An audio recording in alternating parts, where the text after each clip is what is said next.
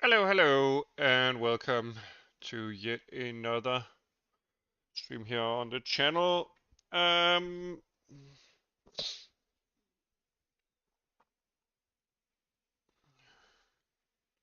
so yeah, today I'm gonna look into some different stuff. Um, yeah, I'm gonna play around with the renderer here. Let's see. I'm just gonna mess around with the.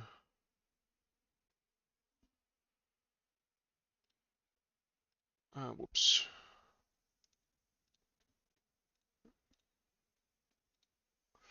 There we go.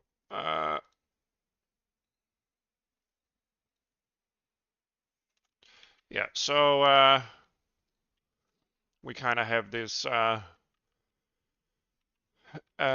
thing where we kind of like I'm getting distracted by this.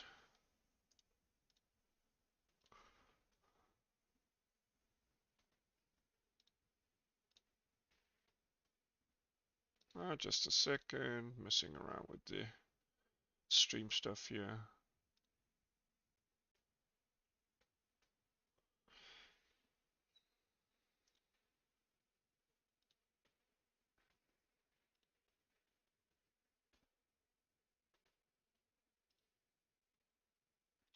Okay, so yeah, I wanted to kind of like use this stencil stuff for something. For instance, sampling uh,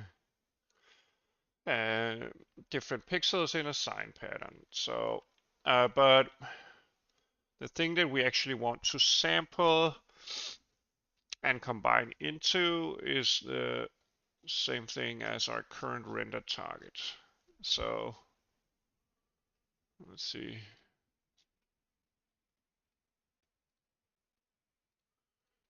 We should keep this open since we are going to do some bug fixes in that section. Anyway,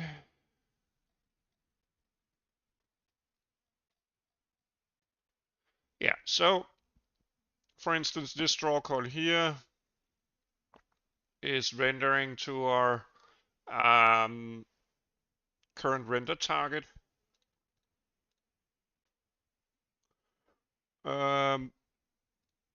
And I guess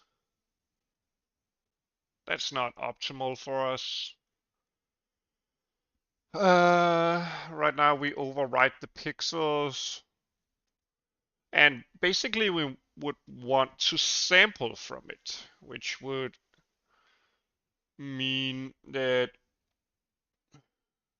either we need a copy of it and then actually keep the render target itself.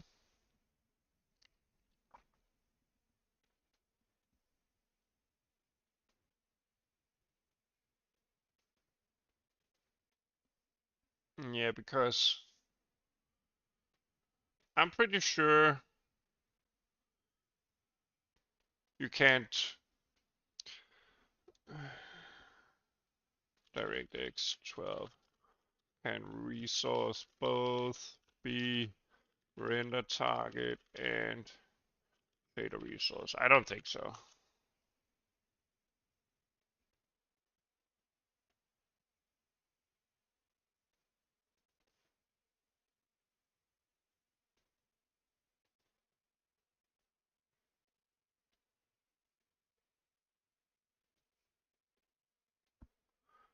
I'm pretty sure.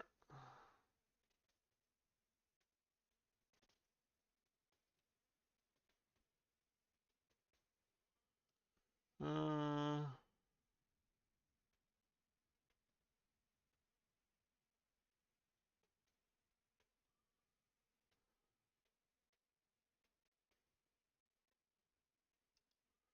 yeah, it can't be done, I think. So we want to bind this resource here actually as a input. Since we want to sample, but we want to be able to sample from the whole texture. And perhaps,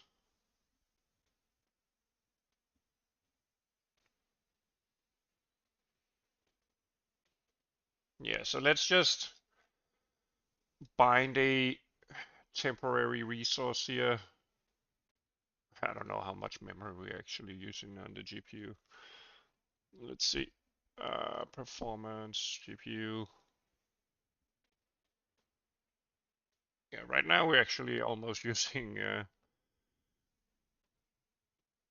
2 gigabytes of GPU memory. Uh,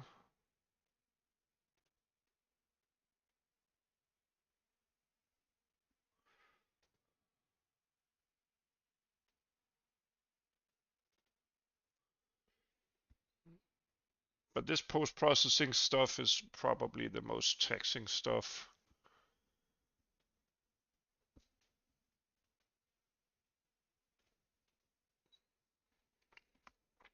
Yeah. So, but whatever. This is just toying around, so we might as well. And yeah, so in our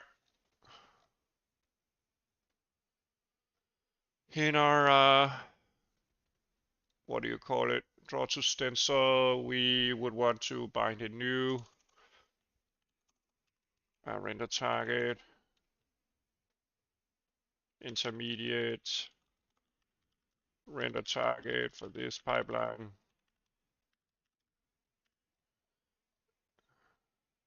And let's do something like this.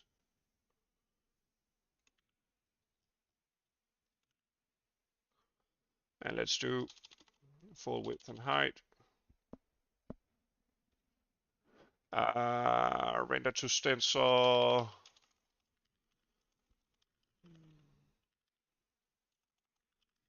Intermediate.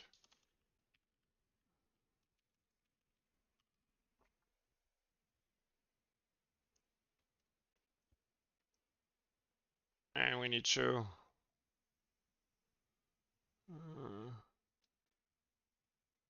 let me close this because the scroll bar is getting big here. Okay, let's increase this. So we have 7.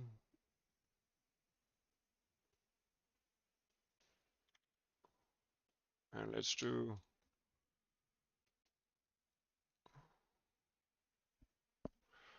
another one here.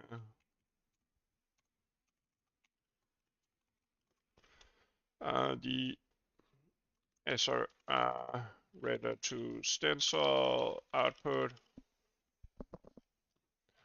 Okay, so 6 on that one, and then a 5 on the, or what? Let's see, maybe it's the other way around. Yeah, it's 5 on the transparent.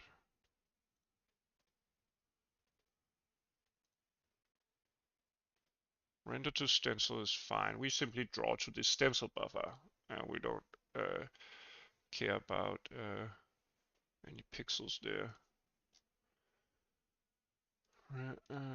This should.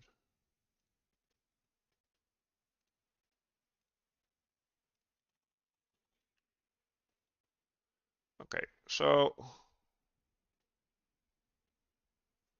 we have our render target here. And we want to use the last slot on that one. I can't remember. This is why I should use enums. This is why I should use enums.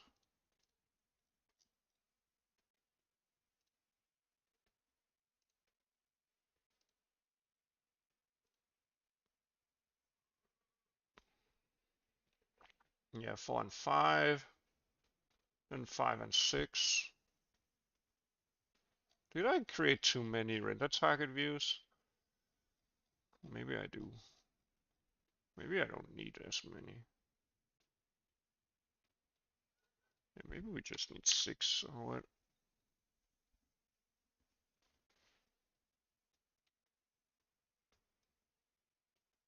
This should be correct, right? Yeah, this is 7.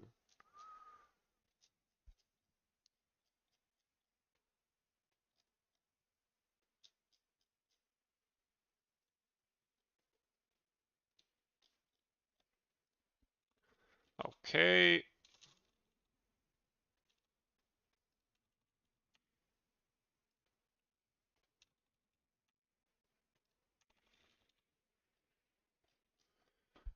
Okay, okay. Let's see.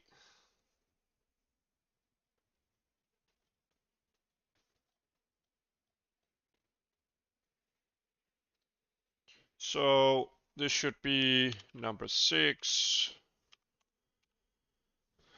Or what?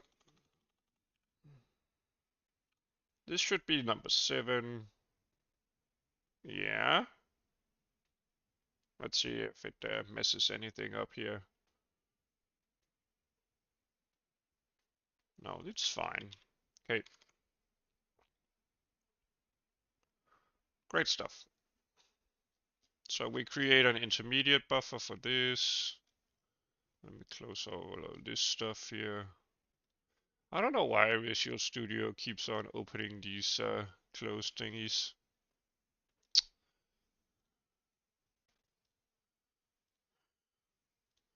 Visual Studio is not my friend.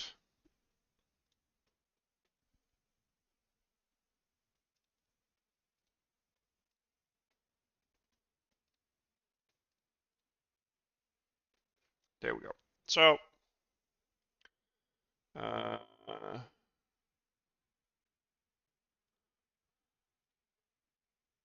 yeah, so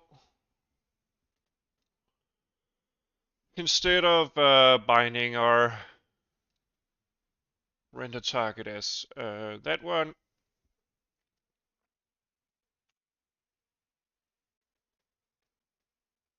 we want it to be set to this, and this should be fine. Yeah.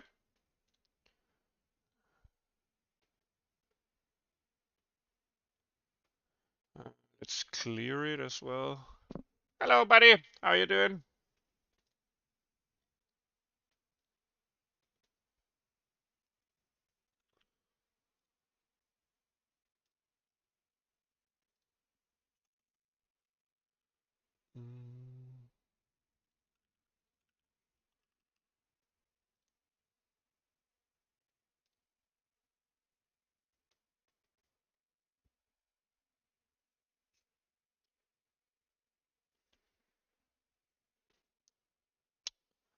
And let's do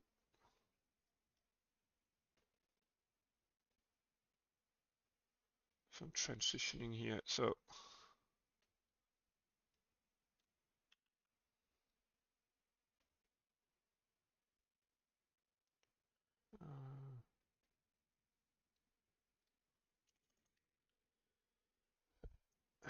so this is number 2.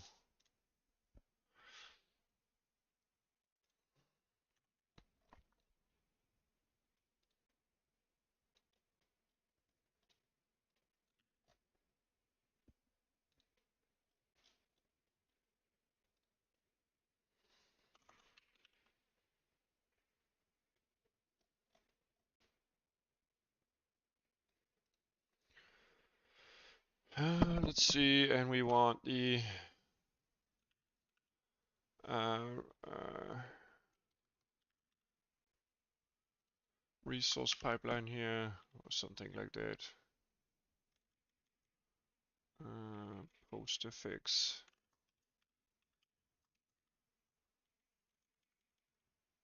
Or what? No. Is it the opaque? It's the opaque one. So it's the opaque, and this should be DX12 pipeline.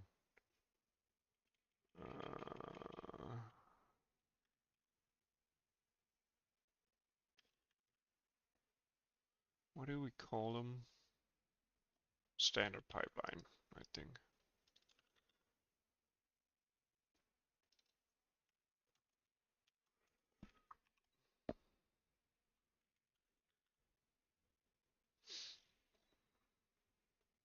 Did we already set it? Oh, I actually do. So let's just.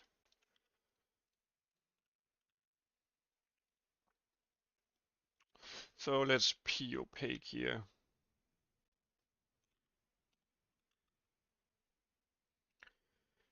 Yeah, that's fine. And then afterwards, we want to set it back to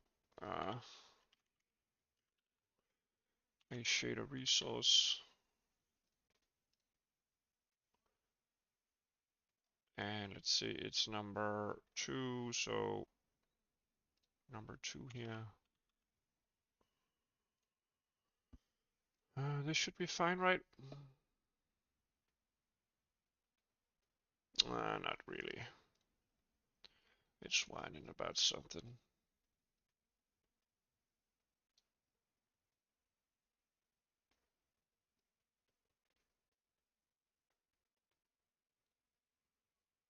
Oh, I need to swap these.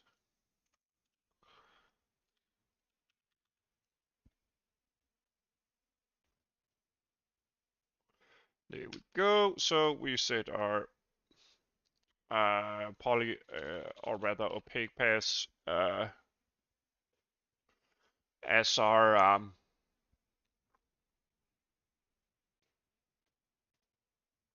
or rather our render target from the opaque paths, which is our main render target, as a resource that we can access in our shaders here. So inside our draw to stencil shader here, we can actually access that. Let's see, bloom, let's just copy.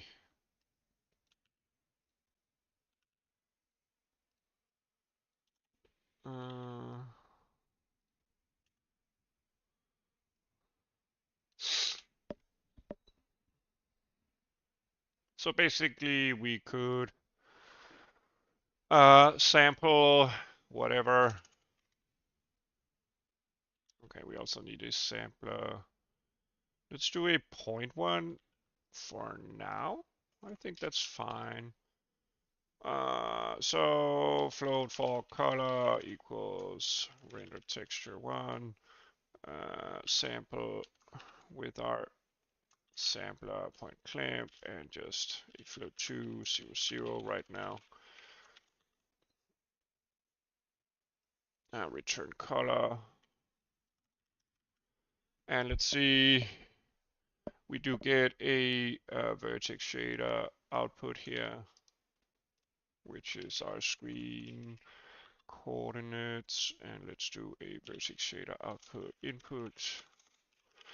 And let's instead use the input.uis.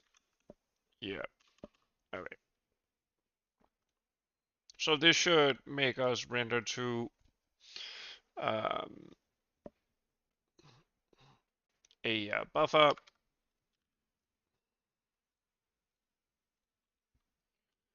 And then we can combine the buffer afterwards. So let's see, what did we actually call it? That's the thing. We bloom passes, so we don't need to open that. Draw to stencil, render to stencil, intermediate buffer. And yeah. So right now we sample pixels around the object. If we in our draw to stencil, or rather render to stencil vertex shader, if we use the scaled up version,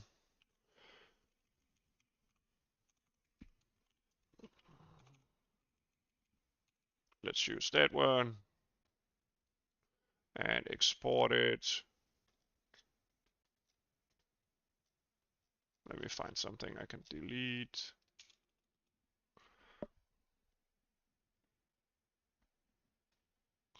Okay, I have a problem somewhere.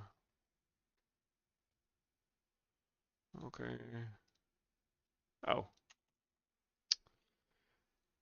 All right, buddy. Hello. How you doing?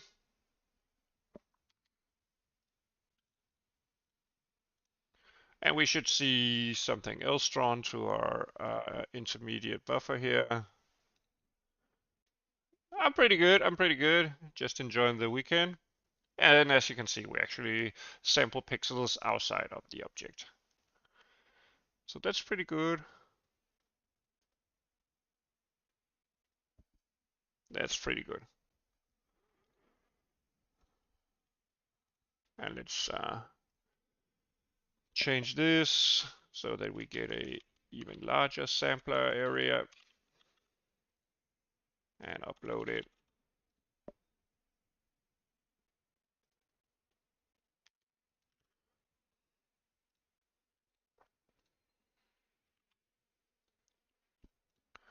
And then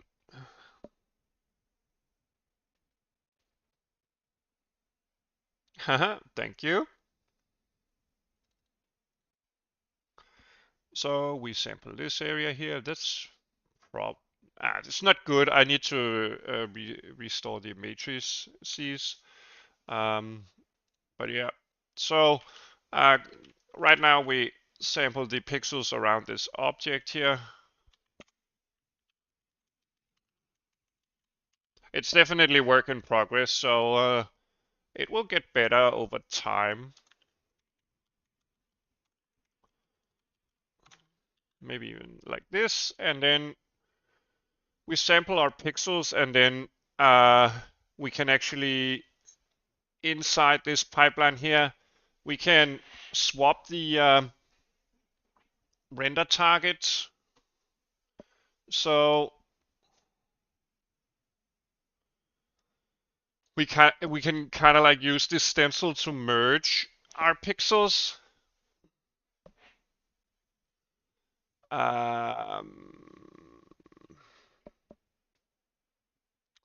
So if we wanted to do something like, let's see, distort the pattern of our sampling here, we could do something like in our render to stencil PostFX, no, draw to stencil. This is really confusing. I call it draw to stencil and render to stencil. That's so confusing. I should definitely fix that. Anyway, if we do something like float frequency, let's do 50, and then float amplitude, something like 0.2, and then we calculated distortion with the sine function, and we input our x coordinate here for UVs, and we multiply it by the frequency, and then we multiply that value by the amplitude.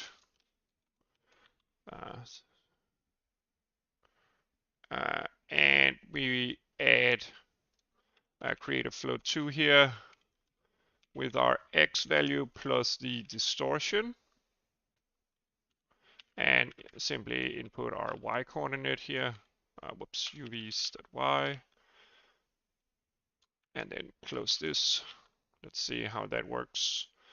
So we now sample pixels from our main render target that are kind of like not in the original position of our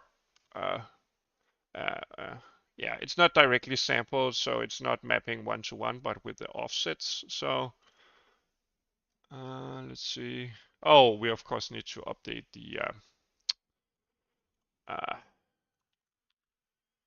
maybe I should even, maybe the script should run every time I press something like run or something. Maybe I can bind that in Visual Studio, because it's kind of annoying to like have to rebuild every time, but and right now we're not. Okay, so you can see we have a distorted texture. It looks kind of like weird, right? So all bent up and stuff like that. Uh, so we're definitely getting an effect here.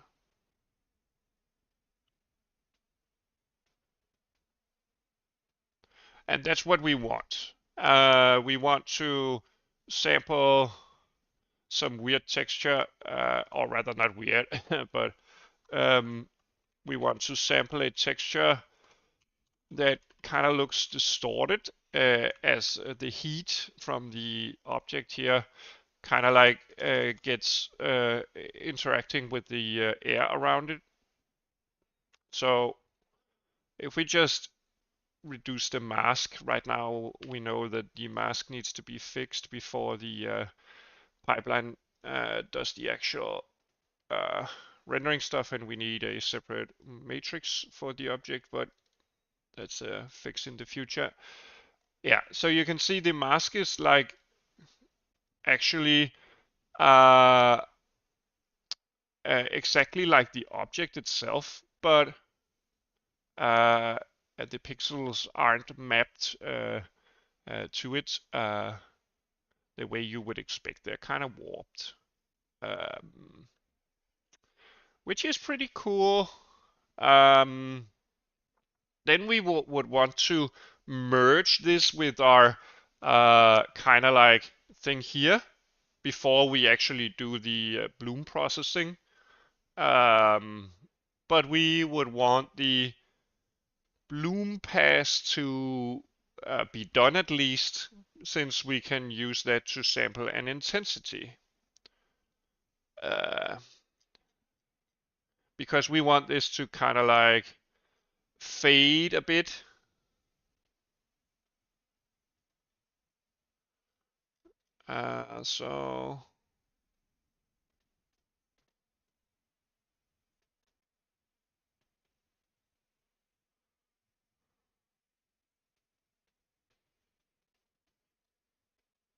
So we can actually bind our bloom texture as well. So let's do that. So in here, we should have some kind of bloom output. Yeah, we do. We have a bloom output, and we bind the bloom here. So I think that's the one. Combine should be our bloom, yeah. So this one is our bloom. So let's bind that resource instead of the shadow map. And of course we need to make sure that we actually can access it. So let's do p bloom pipe.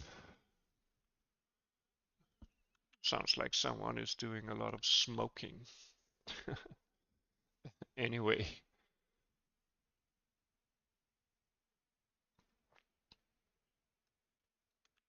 And we do the same thing for the bloom pipeline. I can't remember, is it the first one or is it the last one?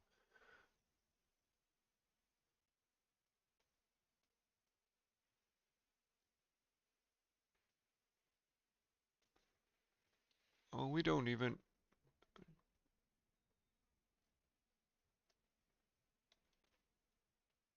Are we just allowed to use it as a resource? No.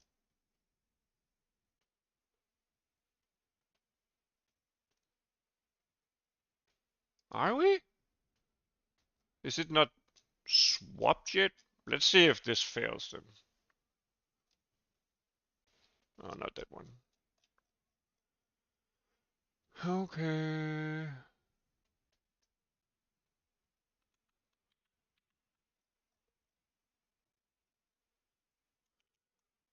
Let's wait a minute then. Okay, let's see if DirectX whines about us binding that one. Yeah, it does. Yeah, I expected that. So,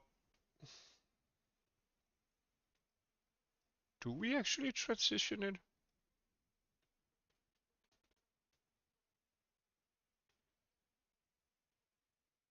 Oh, it's because it's attached to.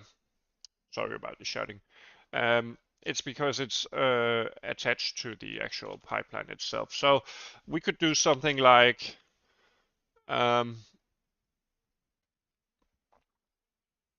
we could do something like ppipe here, srv2 attach.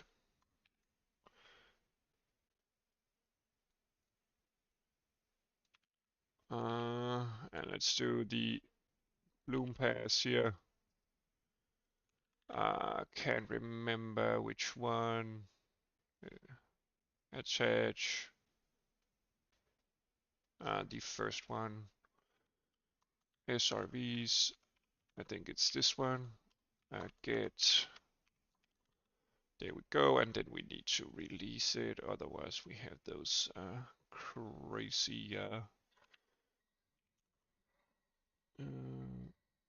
crazy things. So let's see. Draw to stencil. There we go. So this should be fine, right? Yeah, and then we can fix our stuff.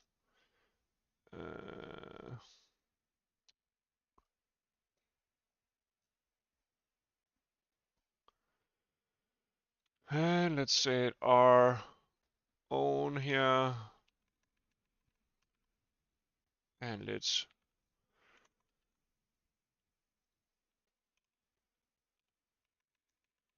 there we go. Should fix it. Yeah. Okay, now we can sample our Bloom pipeline, or rather Bloom texture. I think it's like this, right? And let's do a linear sampler for that. It's a bit slower, but okay. And then we can let me see inside the emission pixel shader. I have this dot product where I calculate the grayscale color of a color. Okay, so and let's do renderer texture2 dot sample. Let's see. With our sampler linear clamp, I think, because it's scaled down. And let's do input.uvs here, .rgb. And let's do a dot product between that. So that's the grayscale color. Let's see. And let's sample that.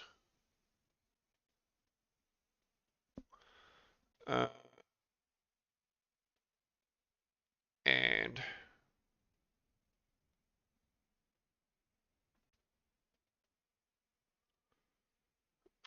let's see.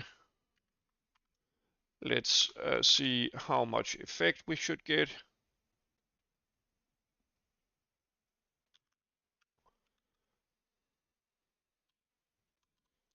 Maybe even the inverse one.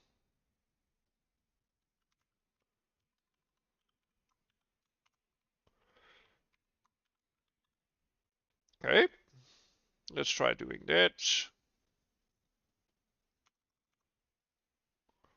see if everything compiles. Everything compiles. Seems to be running as well. And let's see how our effect got.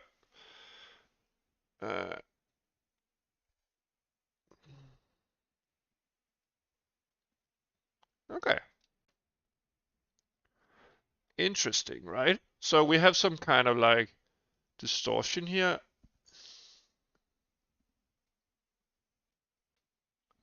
Definitely not exactly what we would expect, but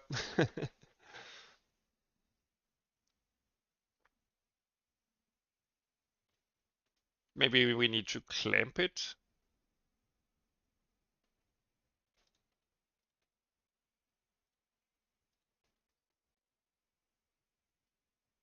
Maybe we want to clamp it.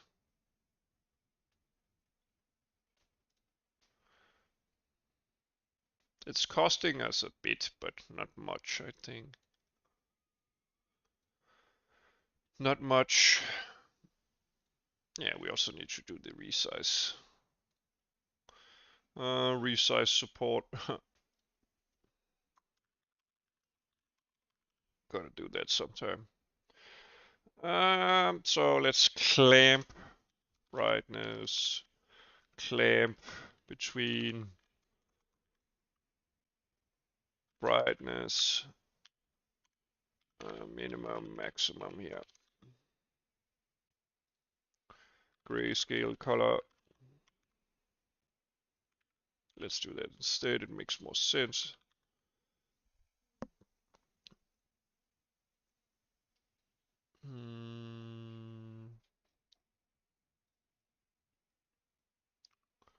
Let's clean up this.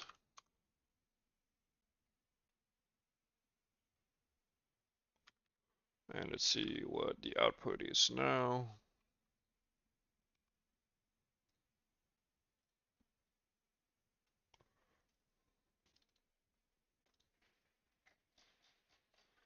Okay. Interesting.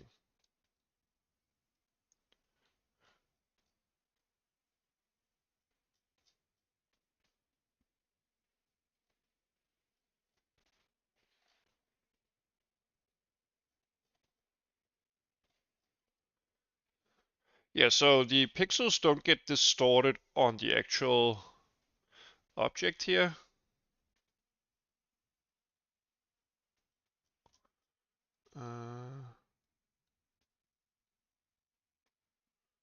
But they do get distorted. And maybe we want it the other way around. Maybe inverting it is not great.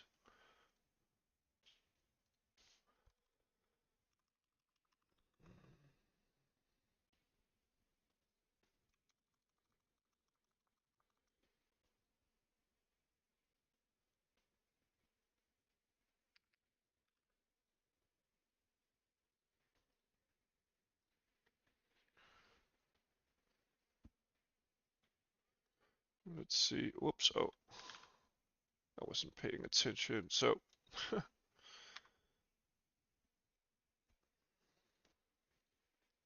let's see. Render to stencil intermediate buffer. Yeah, so you can see the object is now distorted around the actual heat part of it. So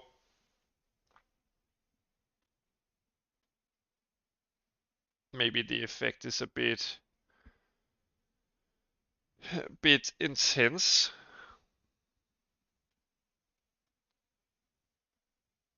Maybe the effect is a bit intense.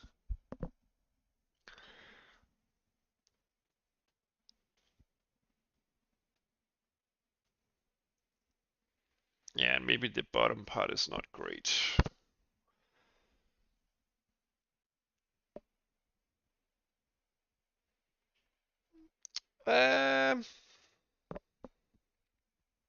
I guess we could do this in different ways.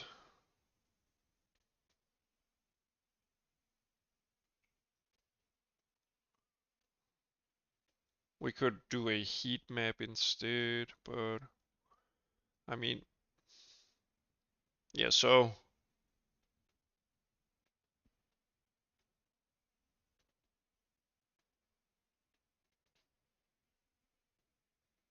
the distortion is definitely around the heat section here, like, but maybe I want to adjust it a bit.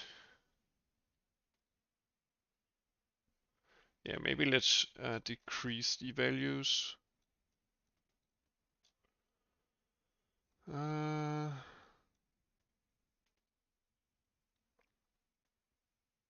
Also, maybe we should start merging the texture.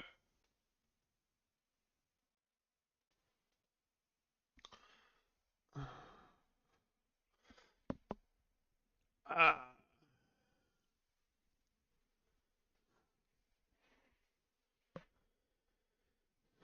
uh,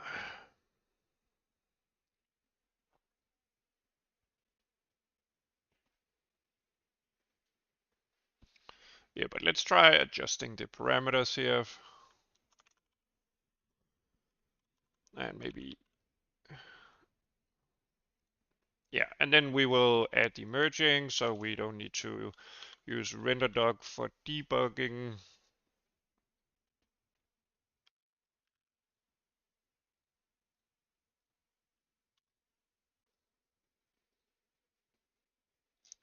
Let's see, render to stencil. I guess we get some more subtle distortion then. Yeah, it's like it's waving here. Yeah, okay. Let's do the merging and then be done with it.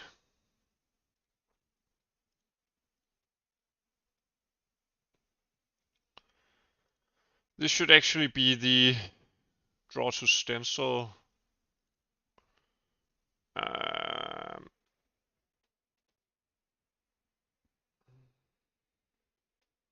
Yeah, this should be renamed. So this should be. We should create a copy of this pipeline here because draw to stencil effect stenciled effect.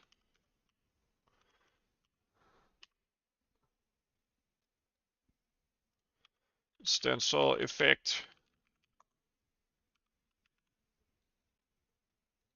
Yeah. Not draw to stencil, stencil effect. And let's maybe even copy this.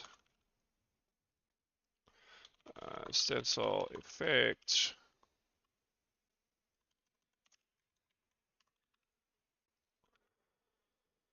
Yeah, and let's see. Okay.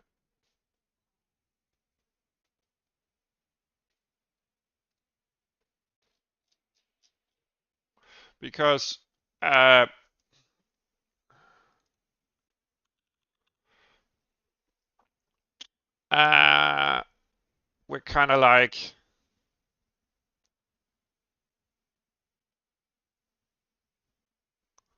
we're kind of like now wanting to we want to merge this stuff. So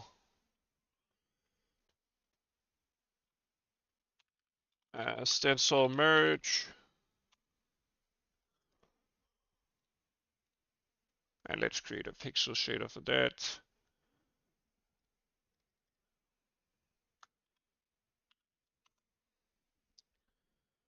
And exclude it from our project here. Because we will end this pass here with a merge. Let's copy this.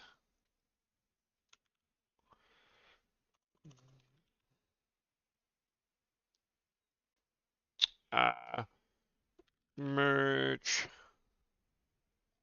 And this is stencil effect PSO.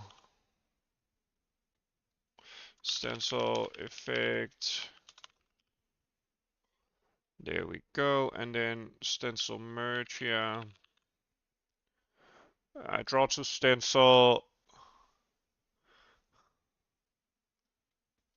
Merge with stencil. And this should not be needed.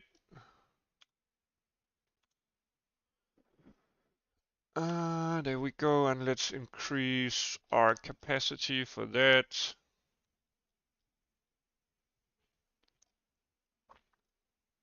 Yeah, okay.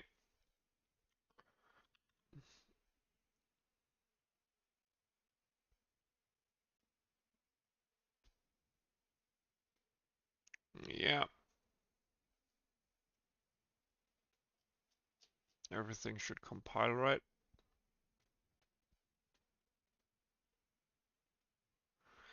We're having trouble somewhere.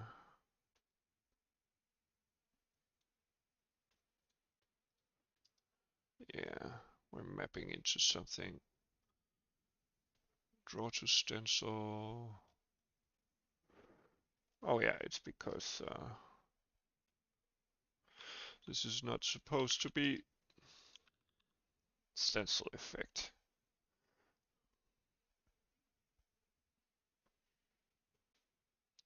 There we go. And we have our stencil merge. And in our stencil merge, we should do some stuff here. Of course, we should include our shared here.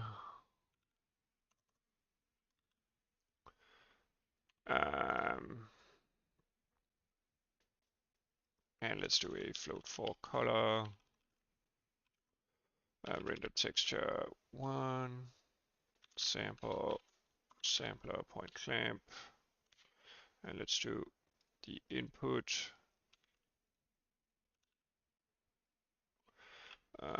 Vertex shader, output, input.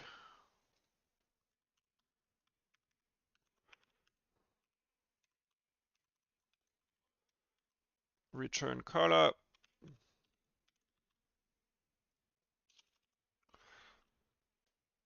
Whoops.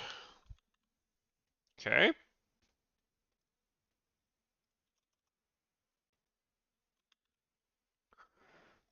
This is the combination pass. This is the scaling. Okay, let's see.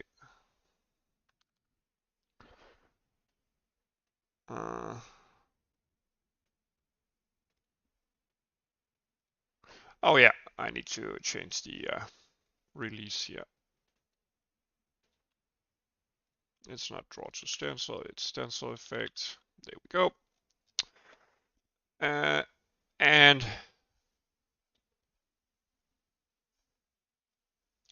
then we could actually bind a new one. Instead of that, draw to stencil here. Draw. And let's bind that and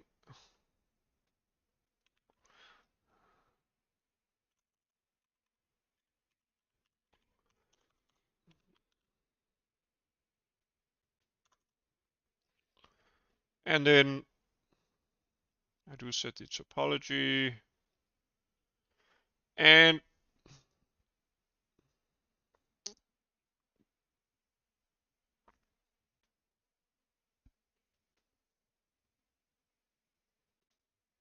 oh yeah, I just remembered. Let's see. Null texture, null shader texture. We want that.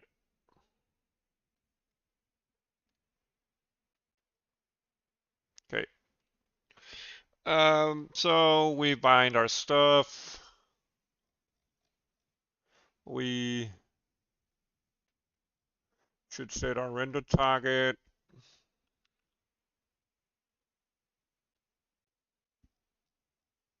to our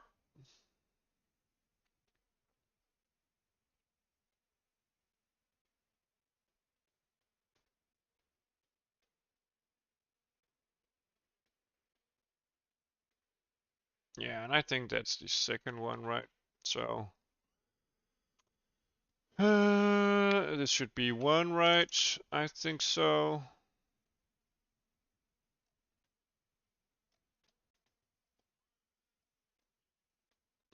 Let's see. And let's get, we don't need a depth buffer.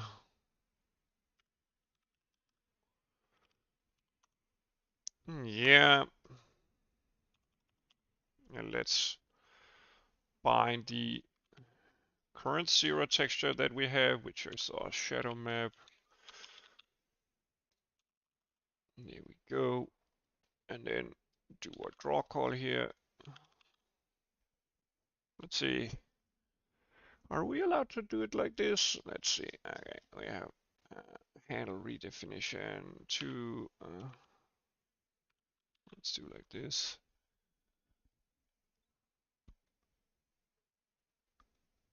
Yeah.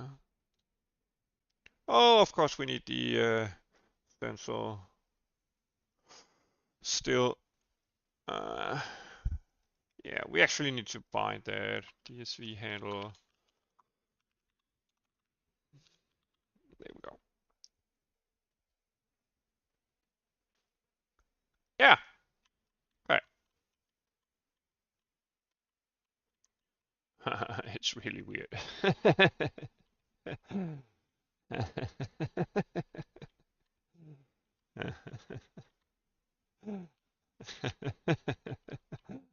That's a weird effect. Okay, we're obviously sampling this shadow map and we don't want to do that. Yeah, we want to bind our texture to sample and to be the correct one. So this is the one that needs fixing because right now we're sampling the shadow map.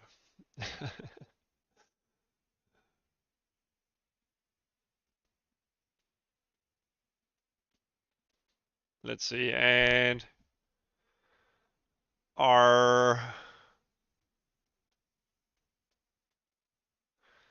resource from the first pipeline here should transition from this to this, and then transition back to a render target afterwards.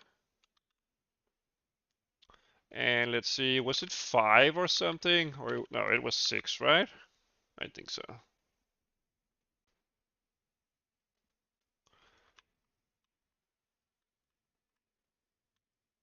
Yeah, okay. And let's increase the effect here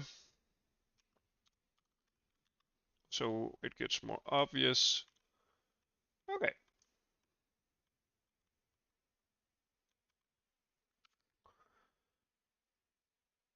And we should probably animate it so we can see the effect more clearly.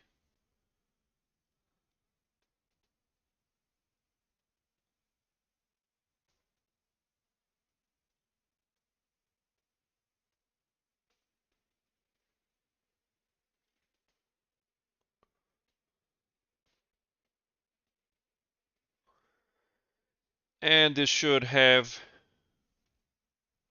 a constant buffer, which is our pass data.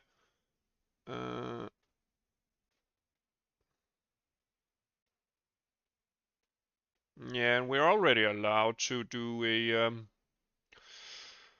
let's see, we have delta time, I think we uploaded. So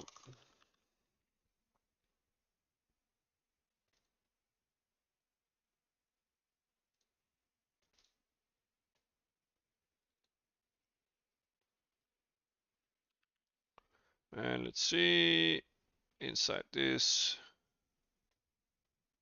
we need a definition of that. And this should be, I think, constant buffer 0. Maps different on this root signature. And let's include the light directional data here.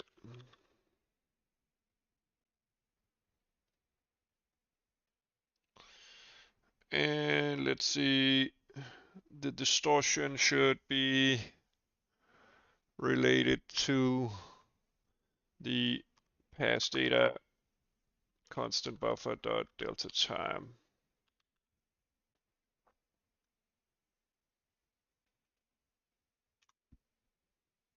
Should it be accumulated? I don't know. I don't know. But we need to bind our CMD list. Set root. Let's do pass data buffer. Which one? Frame index, right? Current frame index. That get right. Get GPU virtual address. Okay.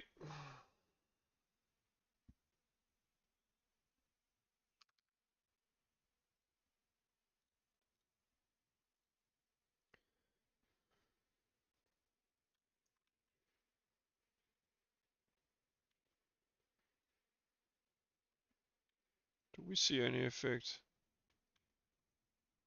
No. Maybe. Do we even upload our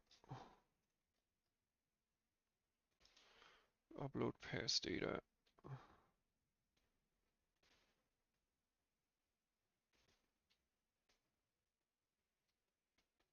We do pass in delta time.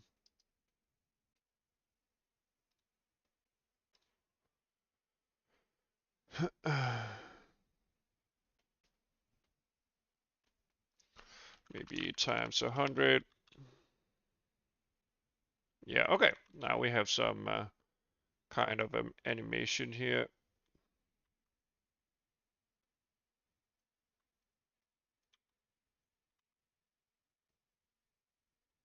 Yeah, it looks a bit weird, right?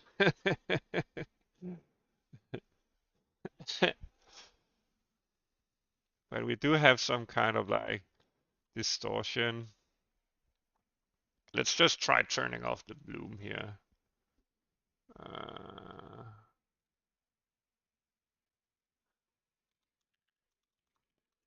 Just for now. Okay.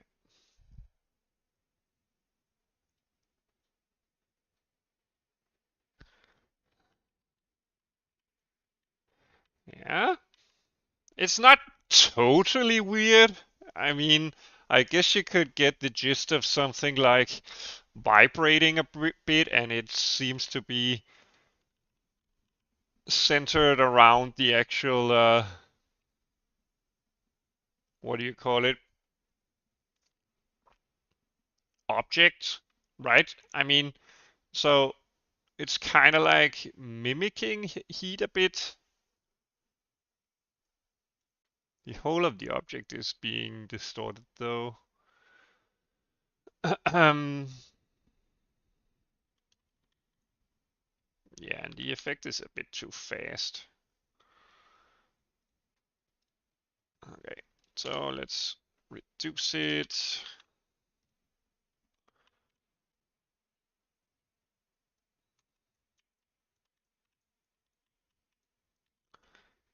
And it's like, it's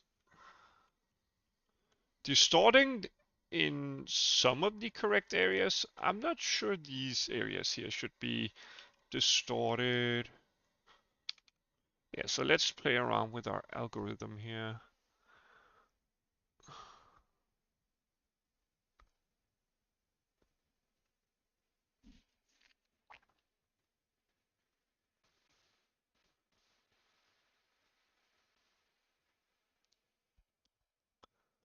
Let's just output the grayscale value right now. Color, grayscale color, grayscale color, grayscale color, and then 1.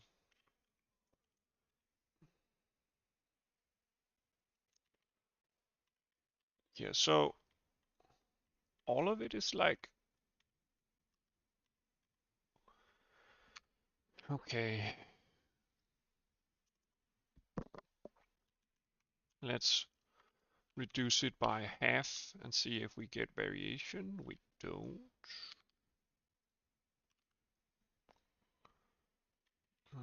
We don't.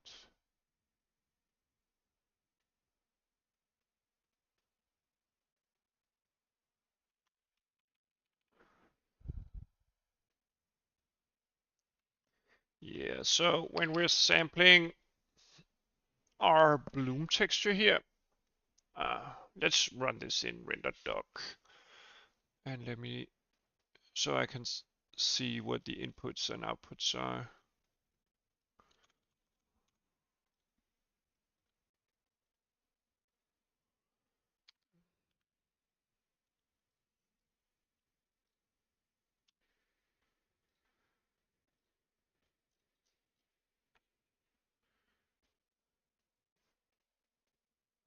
Okay, so let's find our pass.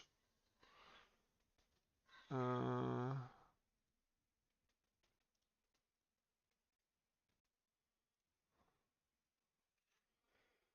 inputs.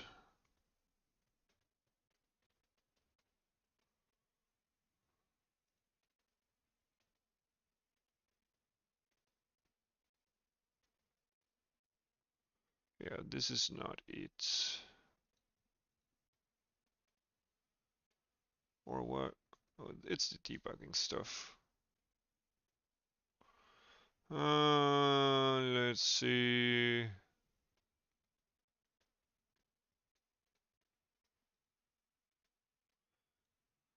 Yeah, this is the merge one. Right. Stencil effect?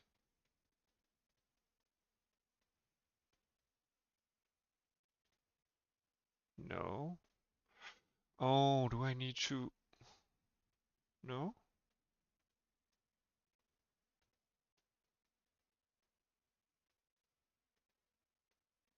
Or what? What am I actually? What am I actually doing? That's always a great question. Draw to stencil.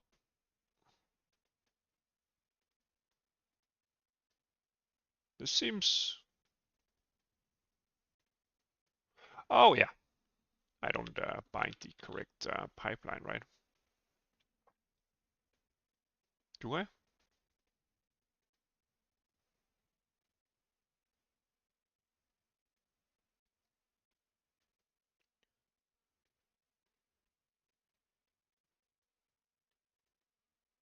Yeah.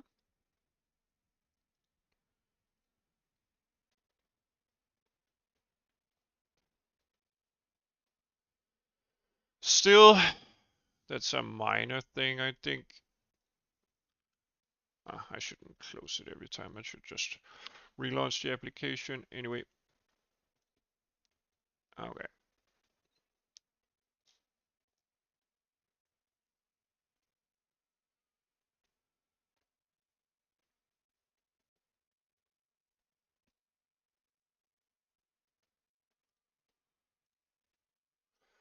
Yeah.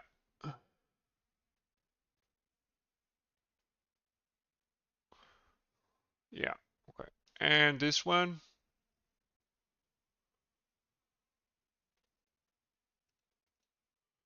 And pipeline.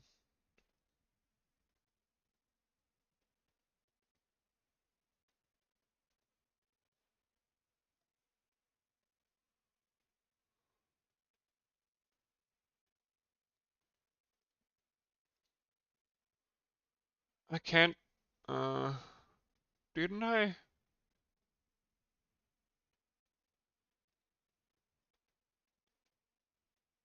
Yeah, okay, it's because we're not using them, right? Or what? I guess, I mean, why doesn't it show?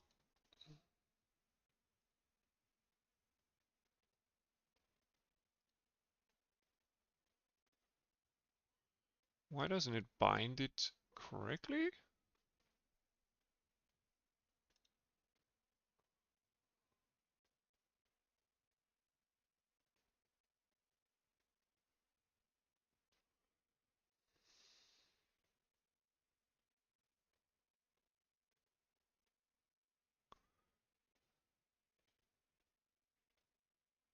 Huh?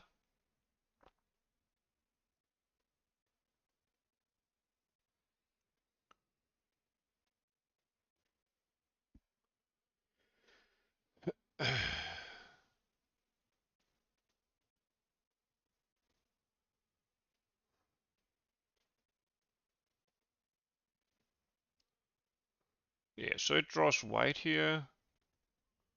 So this one draws white.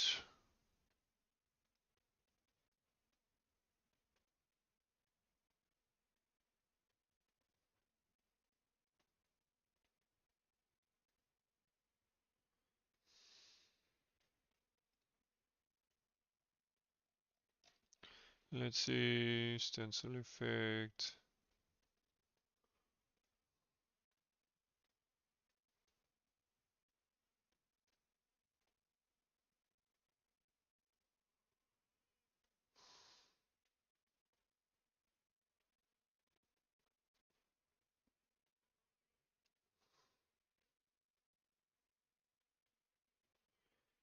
Okay.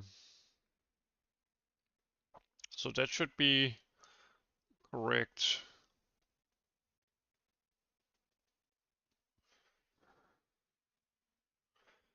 It should be correct.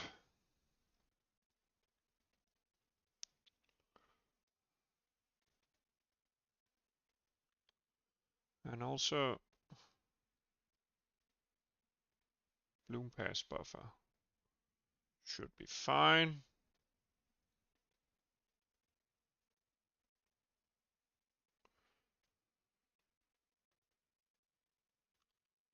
So is my sampling wrong?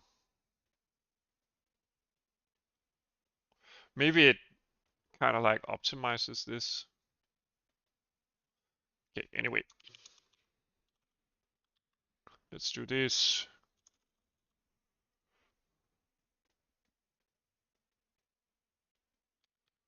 Right now, yeah.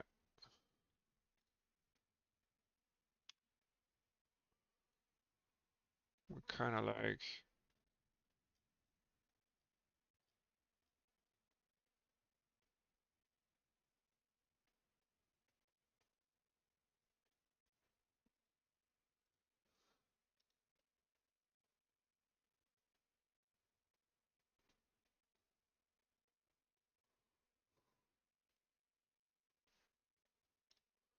yeah.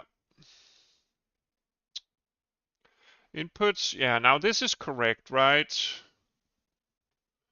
This has the input of our bloom pass buffer and seen as texture, and it ends up rendering something like this. Yeah.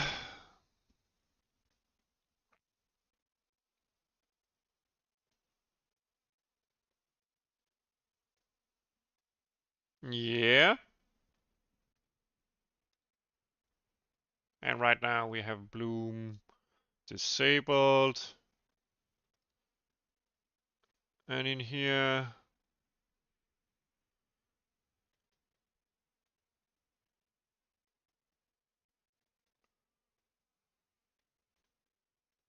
and right now the grayscale color here affects the, what do you call it, sample intensity.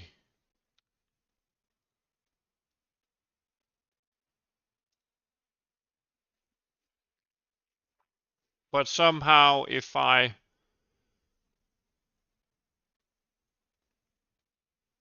disable this sampling here,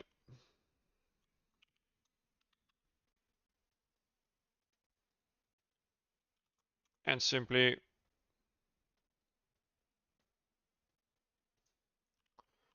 we do get a grayscale, right? But okay, let me just think. So what are we actually doing here? We're sampling the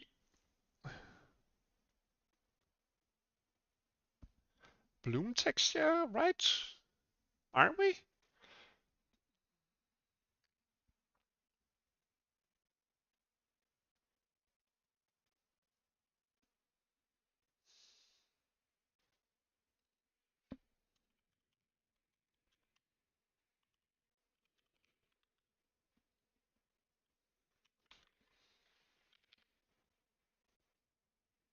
Yeah, that's not right.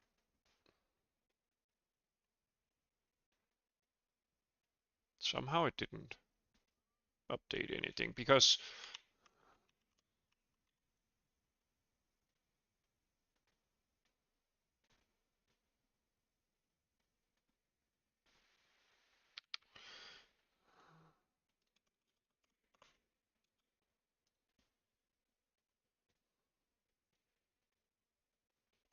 it should be red.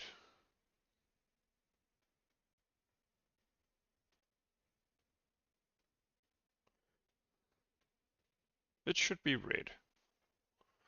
But let's see. Is it red?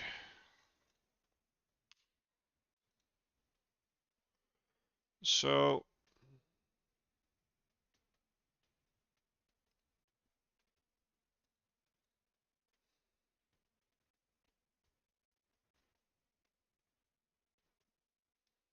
I mean the input.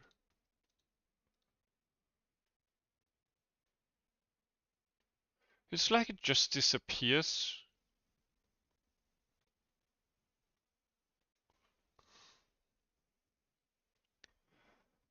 Oh! It's not even a color, that's why. Right? Or yeah.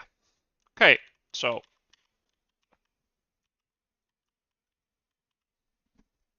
yeah, that's the problem. HLSL is too literal, so this should be our sampling pattern.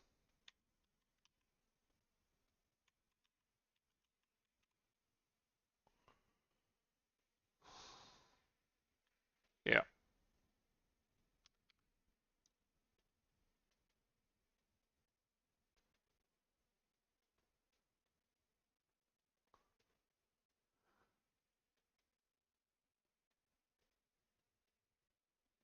Okay.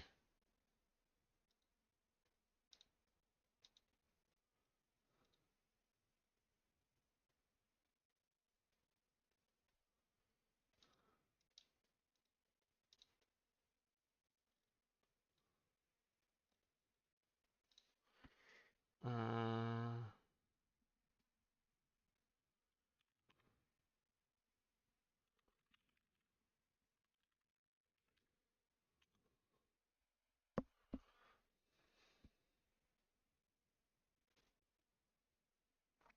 okay. So I guess the problem is that my sampling method is something that I'm having trouble with because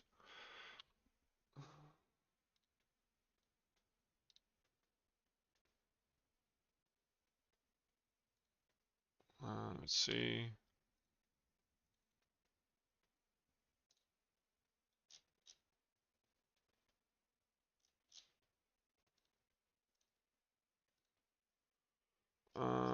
And let's do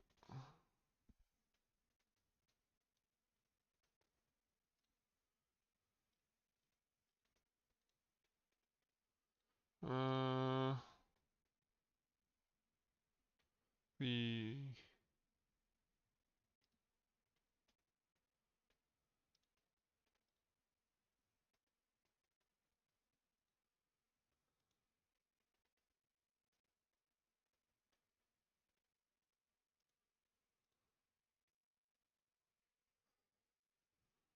let's see, PostFX PSO. So it does sample from this, but in the middle of the object, the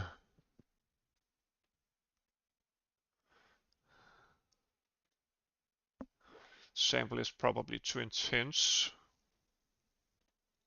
Maybe if we change the bloom buffer parameters, or rather bloom path parameters a bit. Let's see, because it interacts with that. So let's see.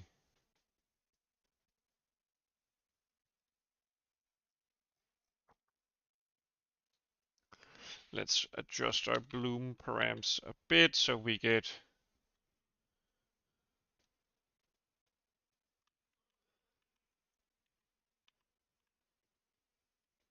but we don't get, well, it's not supposed to be like a gradient, right? In the middle anyway.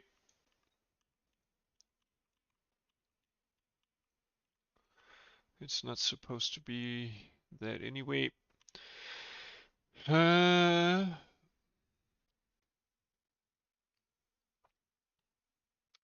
Okay.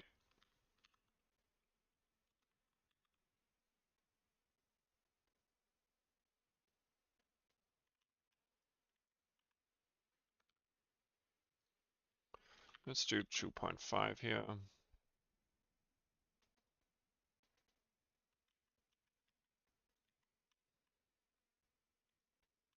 Yeah.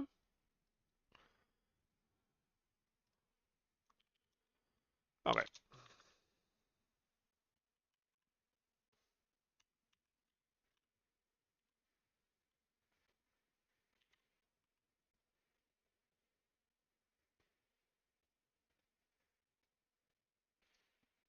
Are we actually animating anything? I'm not sure.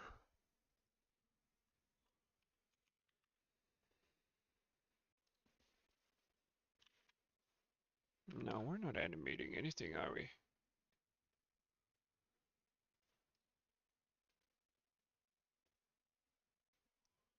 Why is that?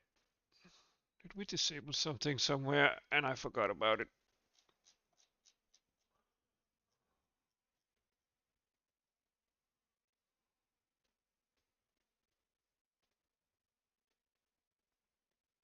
Oh,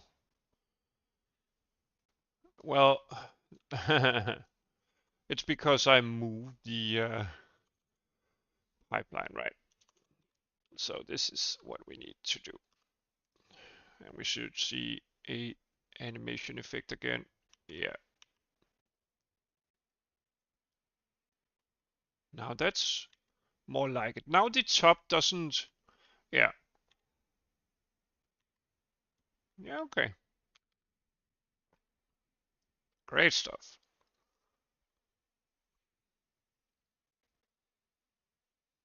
And let's reduce the speed.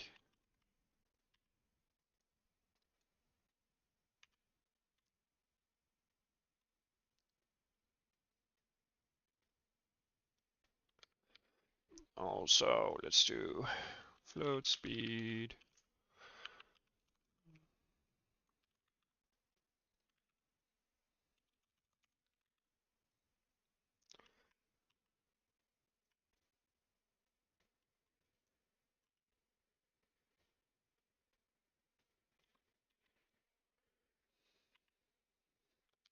And if we enable bloom again, yeah, I'm not sure. This kind of like overwrites the pixels. And I don't know. Maybe it's alright that it does that because we actually want to sample outside of. So if I increase the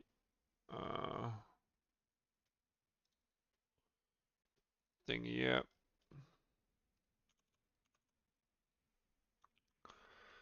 increase the stencil here.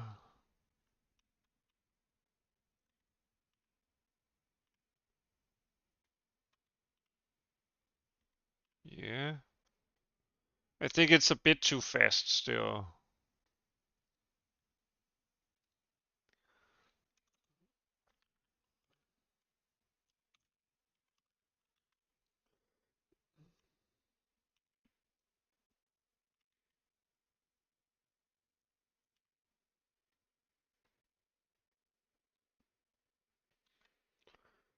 Okay.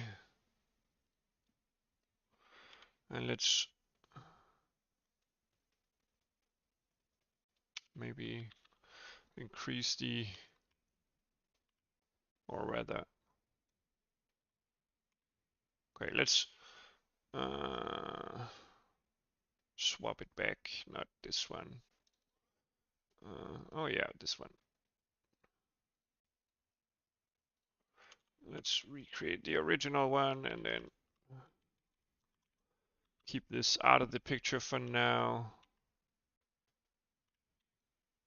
Yeah, the effect is not very pronounced now. Let's do it like this.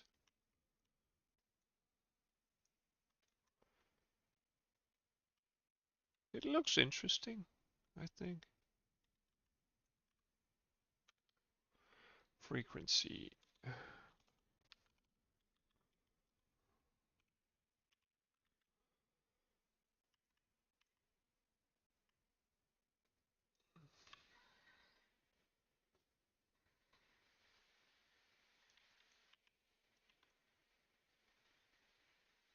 And definitely the speed is way too high, right?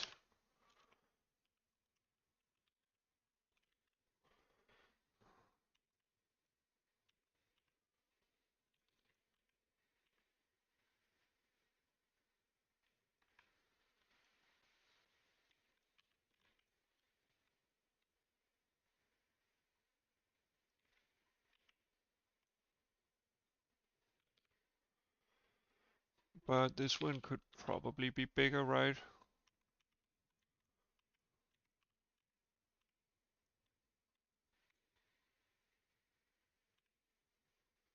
I mean, the speed is still super weird. It's like it's way too frantic, right?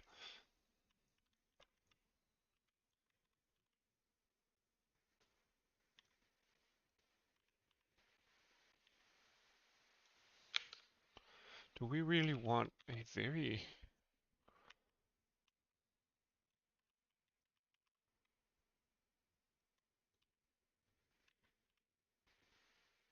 Yeah, and right now the effect is not kind of like applied.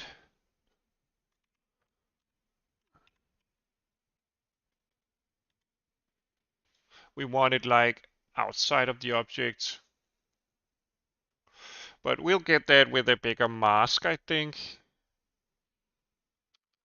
So right now it's looking somewhat all right.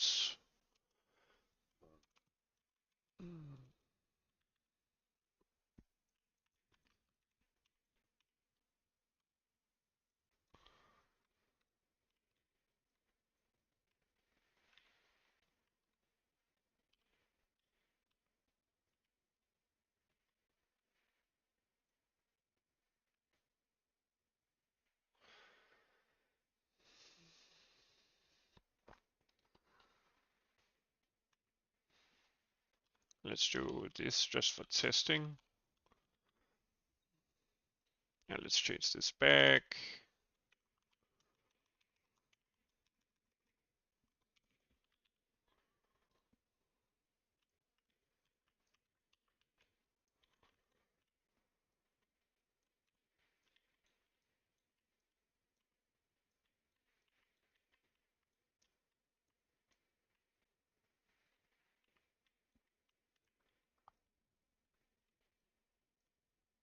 But it's like it's only applied to one side, right? Well, it's maybe because it's not allowed to render to these pixels here.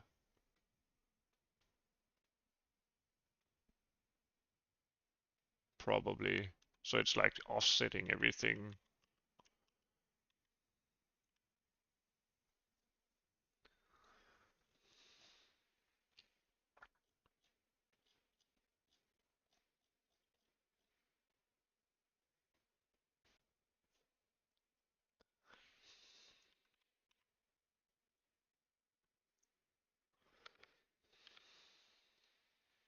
And the speed is still messing with us, but with this intense of an effect,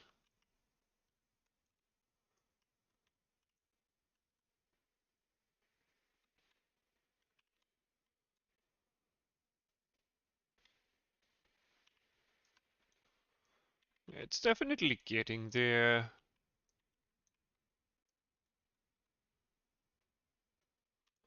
Maybe we just want a bigger mask.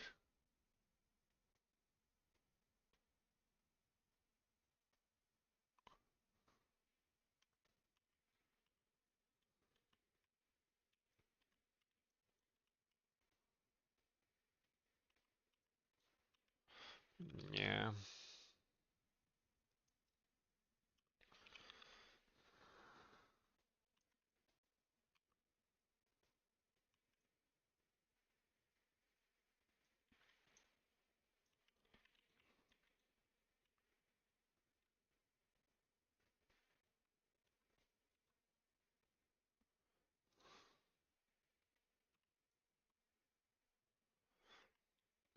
And yeah,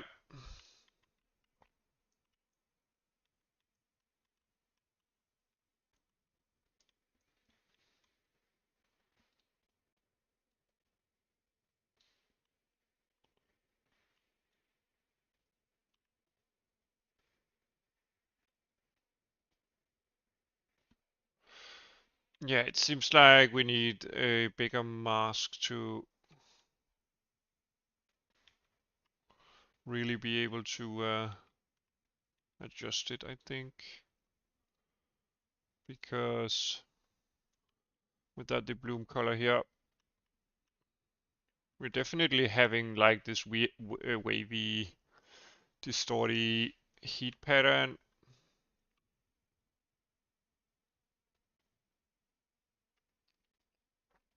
Around the bloom area.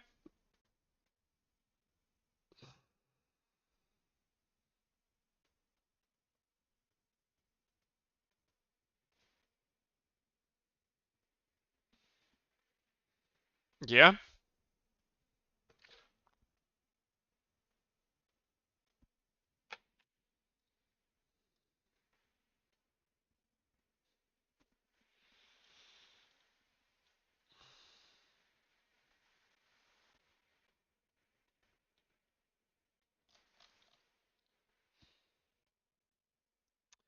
Interesting.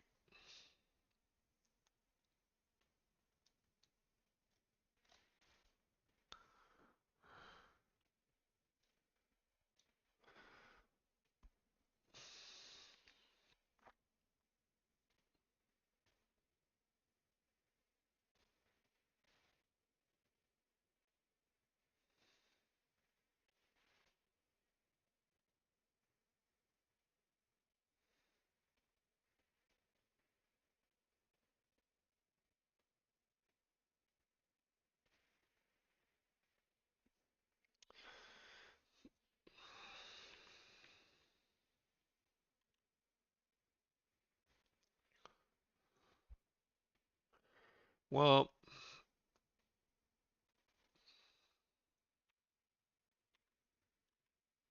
right now we can't draw outside the stencil, so maybe we're having trouble adjusting the effect since the thingy here is not properly implemented. So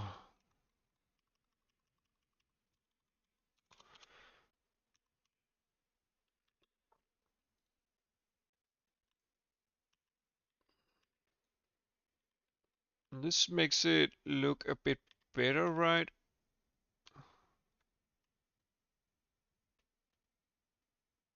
We're not really getting the effect on the left side. Let's see. Let's just do something that is super massive here as the mask.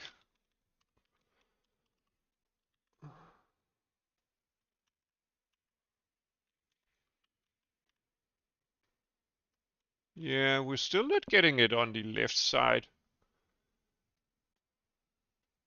It's mostly on this side here. Let's look at the actual mask.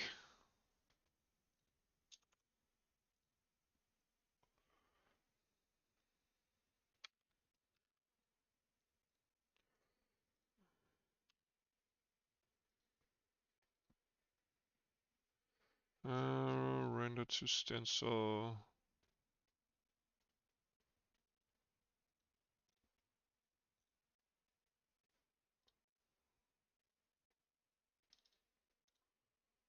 Let's see. Yeah, so it samples a lot of pixels. So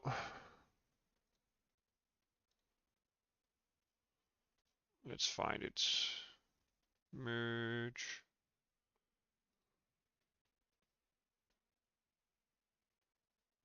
Pass data, bloom, seen as texture.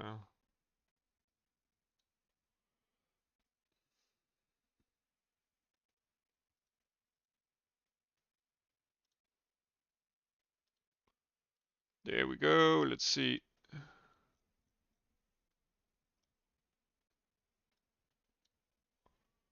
Oh, stencil, of course. Yeah, so we have this massive mask here. Massive mask. So it should actually cover the whole scene. Yeah. So our mask itself, let's see, cancel. And the effect here, inputs, this.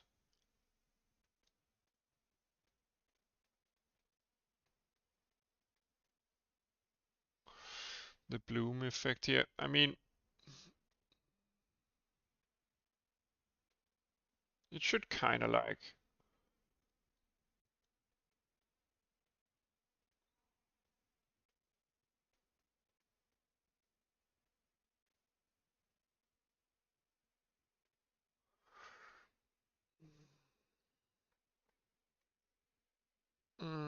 Yeah.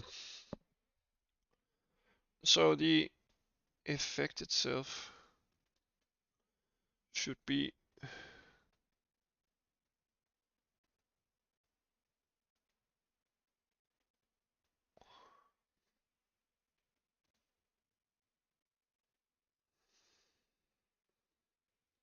maybe. Yeah, I mean, it's not the mask anymore since we're actually using the whole scene as a mask.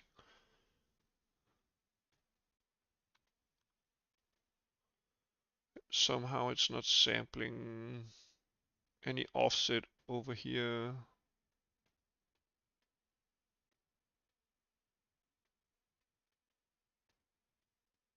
Only parts of the.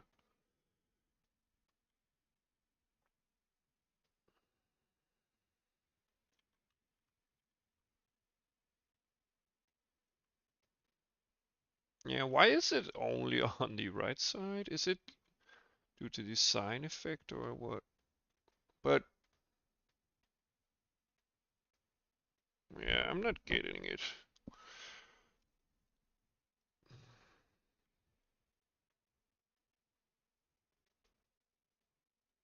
What if I don't do this? Oh, maybe it's negative, right? No, that's not it. It's definitely only one-sided.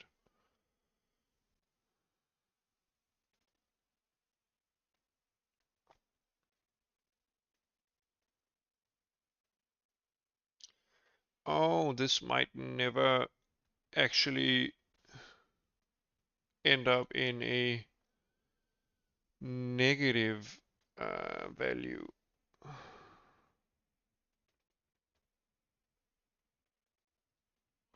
Also, if I do this,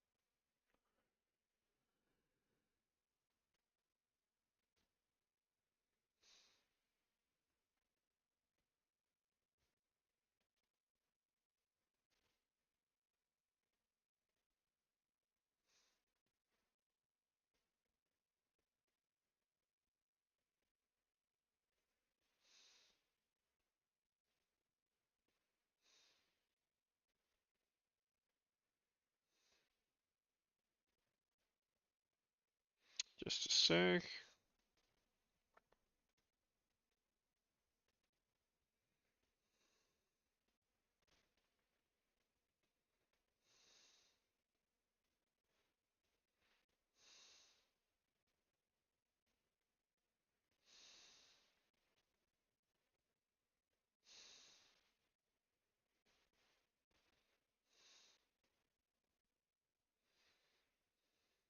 Hey there, how are you doing?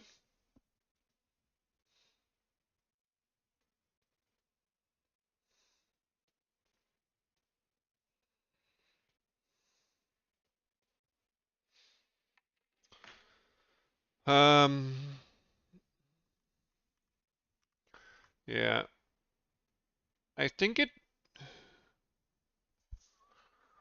I don't think DirectX11 is any worse than OpenGL.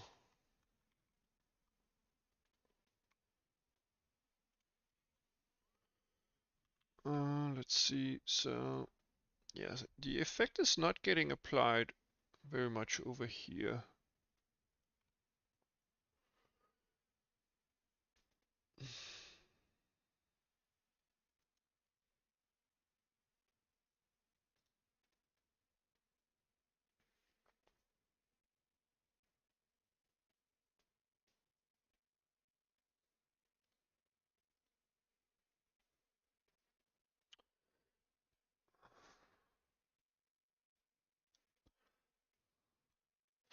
Maybe we want to distortion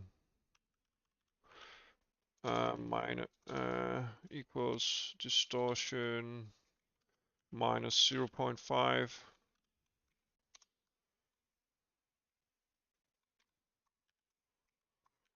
divided by 2.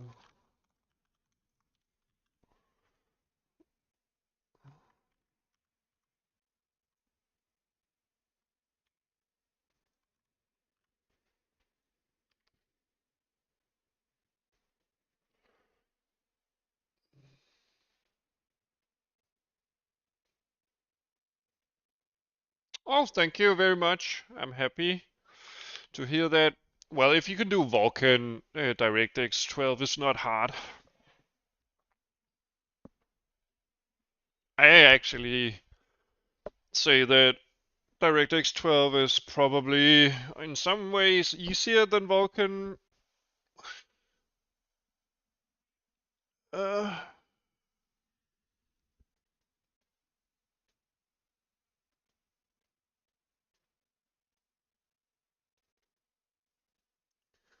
but I'm happy to hear that my content is helpful.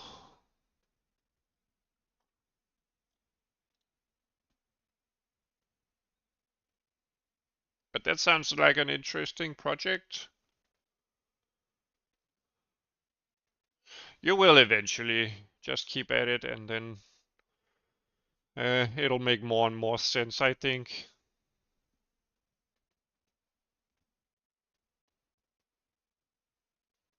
I'm pretty good. I'm pretty good. Just enjoying the weekend.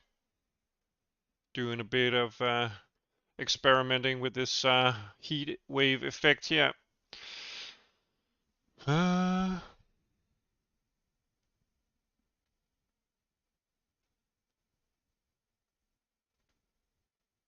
Maybe I want to actually offset the X and the Y position.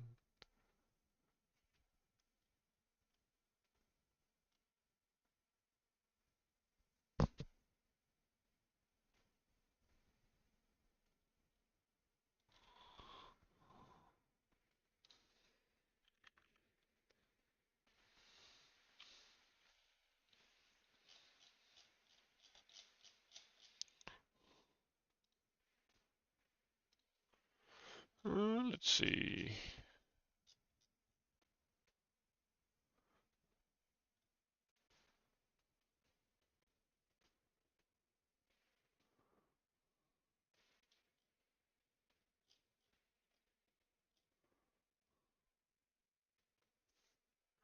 Yeah, maybe I want.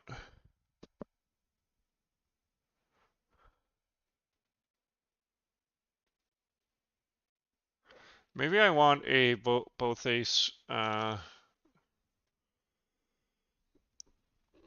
distortion effect on the X and the Y. Let's try that. Distortion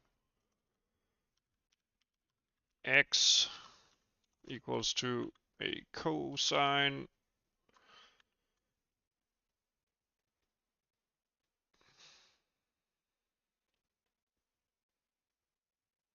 to our thingy here times frequency times the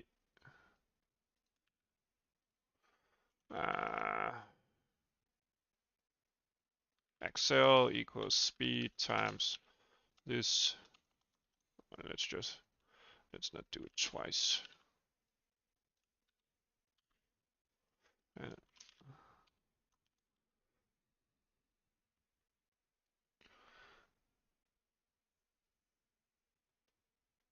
Well, the DLL you can always like swap out in the middle of runtime, so you can actually recompile a DLL anytime you want and um, implement your application in such a way that it can just refresh the underlying DLL, while a static lib is built into the actual application.exe, and therefore you can't swap it. You have to restart the application. So that's why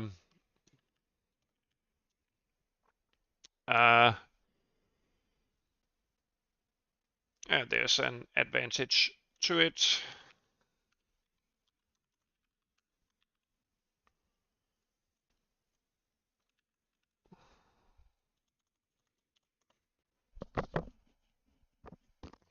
But the mapping of the method calls are kind of like a bit slower with the DLL, as far as I know. But I could be wrong.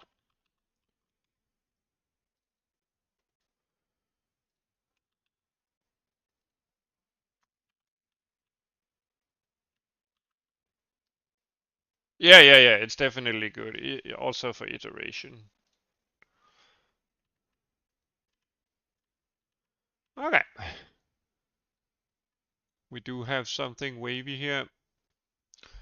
Yeah, I don't think we need the Y component here, because we don't want it to be distorted too much on the Y, I think.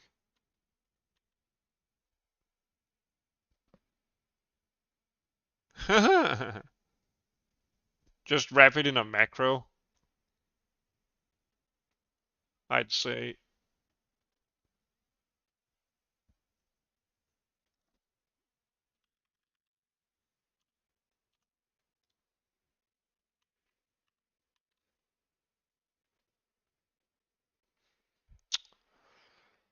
I'm still annoyed that it's... Oh yeah, it's because it's running from 0 to 1, and I think...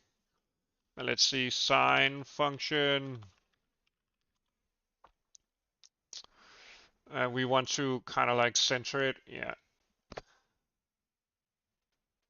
Yeah, so 0 is the center, and right now we're running the x to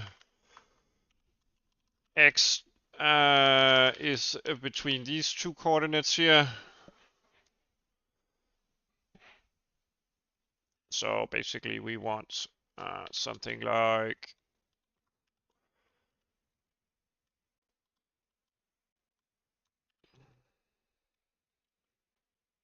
plus 0.5 divided by 2, right? Or maybe, or wait a minute, a minus 2 or what? No. So let me get my math straight here. I have an interval that goes in this range. I want to map it to -1 to +1. So we're definitely, we should probably subtract 2 or what?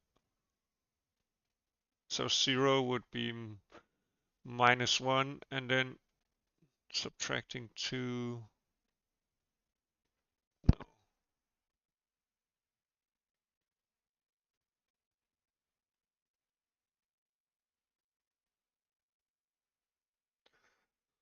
What's the error?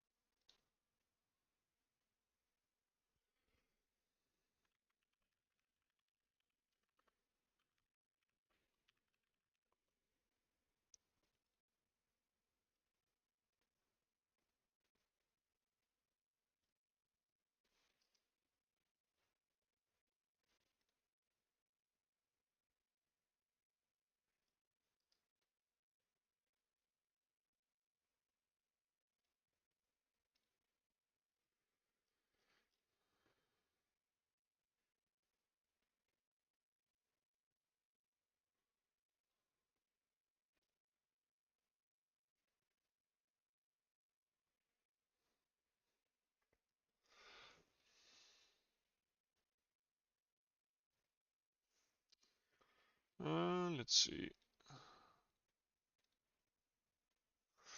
So I want to map it like this.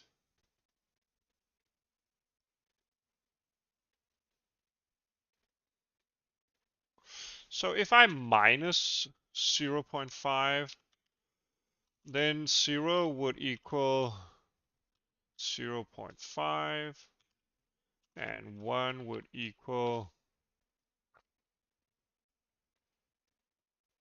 0.5. So if I multiply this by 2, yeah, okay. So minus this multiplied by 2.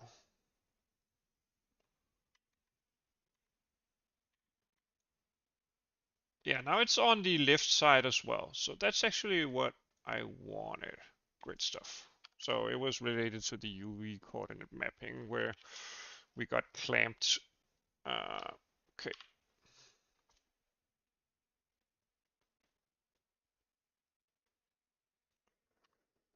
Okay.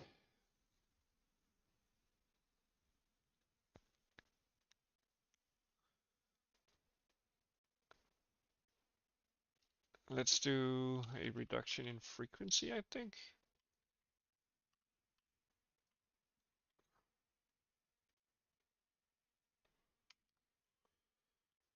Let's just increase this to an absurd value.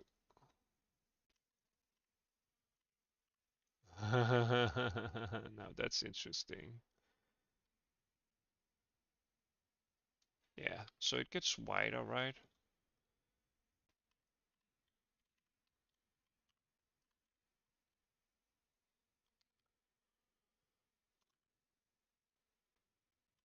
It's kind of like sampling pixels. What if we do a negative number here?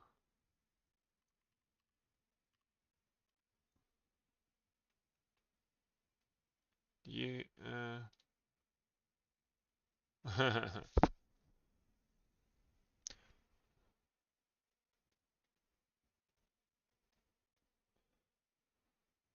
Yeah. Well, I have a stream somewhere on my old. Oh, let me just show you. I did this project here earlier on the channel. This one.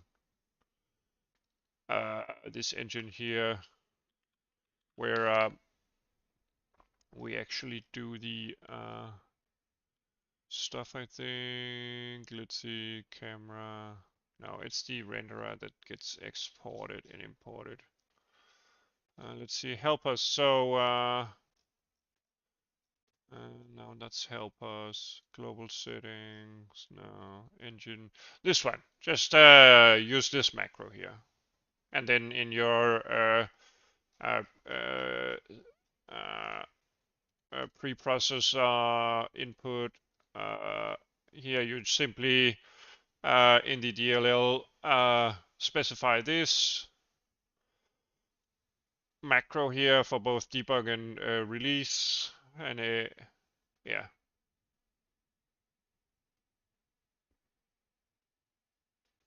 And whenever you type this, it will either get imported or exported.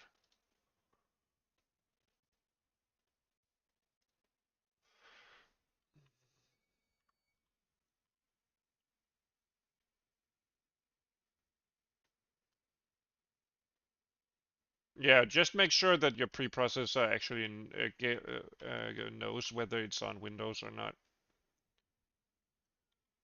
and you should be fine. It's probably related to you not stepping in the correct define branch.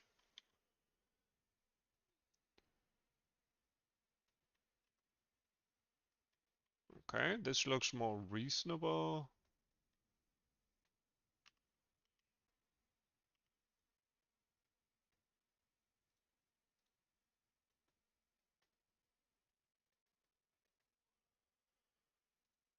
So it definitely ends up looking weird from some angles, and some angles just disable it or what?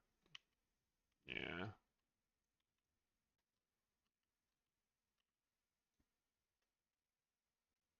Yeah. I don't think I can debug it for you either, but those macros will work. It's just whether your preprocessor is set up correctly in your solution file, I think.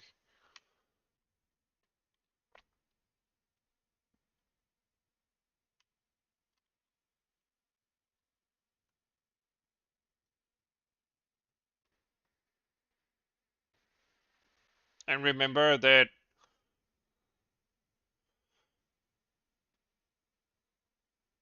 uh, the scope of those defines are kind of like global.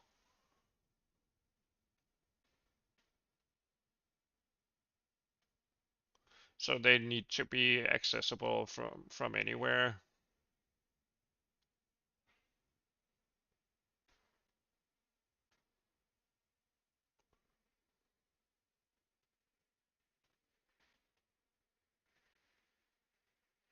Yeah, I'm not sure I can debug it for you anyway, but it should definitely be solvable by a macro.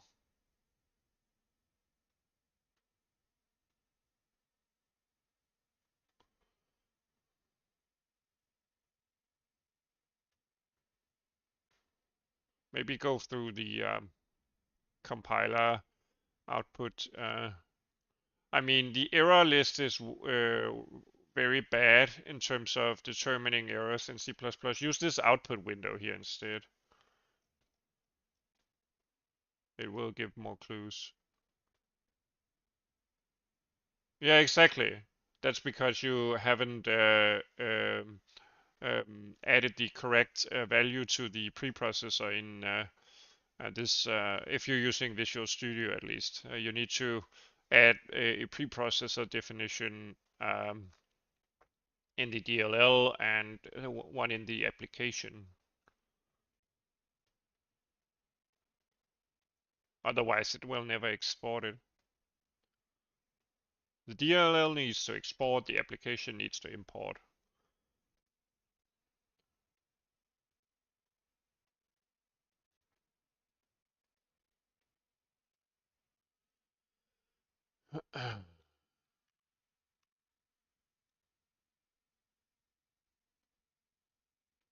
Yeah,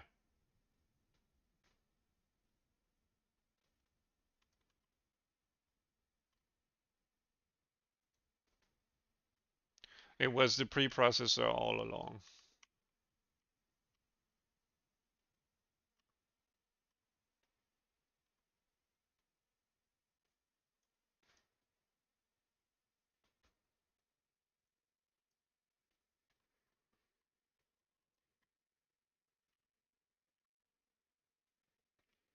For some reason, this is not. At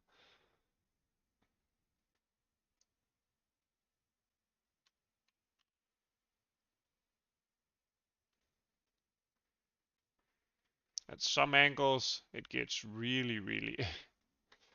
I think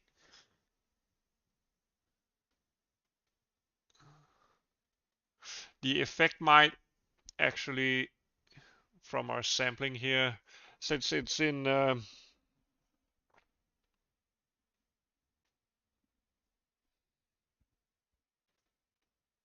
Yeah, so the value is more intense here as well as here because we're actually using the screen coordinates here,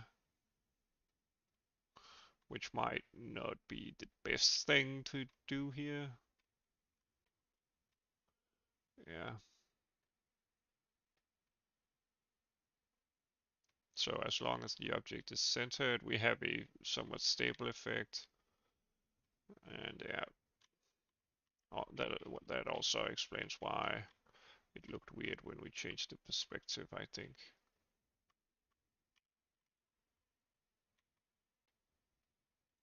Yeah. Yeah, that's definitely not what we want.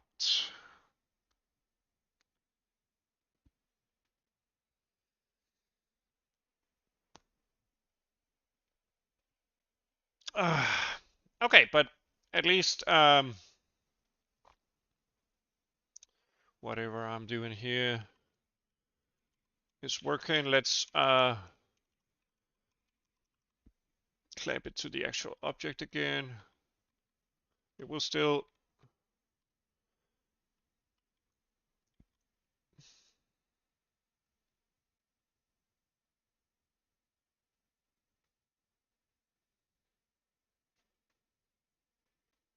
Nope.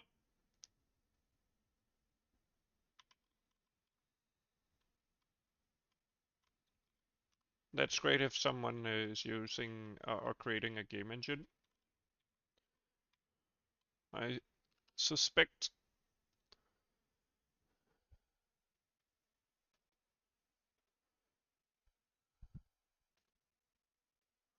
Yeah, so we probably want to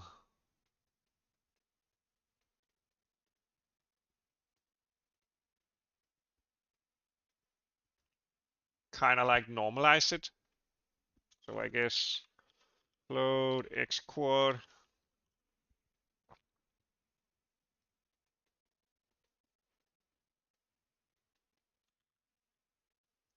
x quad equals this divided by, can't remember our size. Right now we will just hard code it.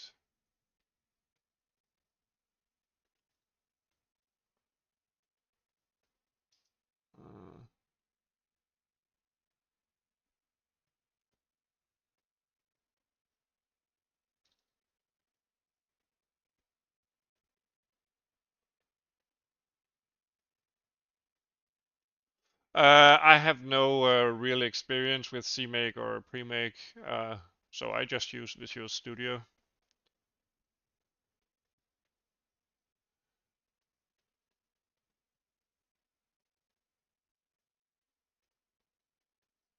Let's see.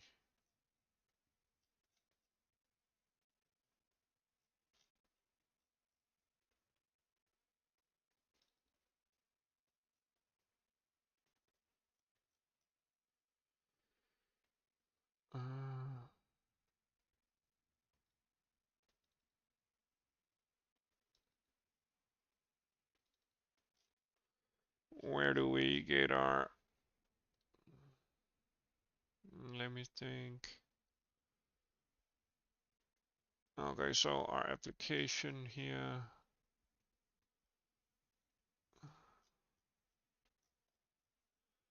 has some kind of like... Is it this? No. Where is it though? Platform layer.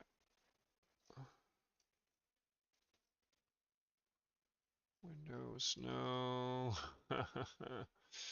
So let me just look at the calls themselves.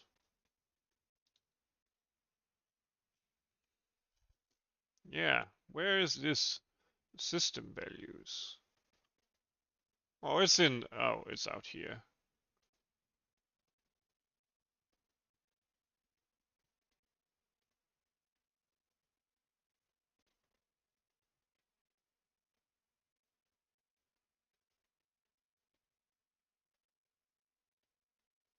Yeah, well, I don't really have the need for a CMake thingy yet, so uh, I'll cross that bridge if I ever need to. But yeah, right now I definitely don't have that need. Let's see. All right, if we normalize it, yeah, we're not getting this weird intensive effect, I think. Let's increase the effects. Yeah, are we still? Yeah, okay. Yeah, so even though we normalize it, it doesn't change that we're actually using screen space coordinates to do it.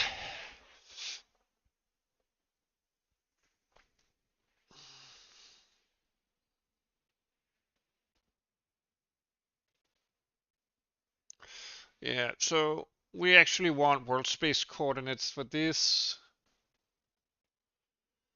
Um,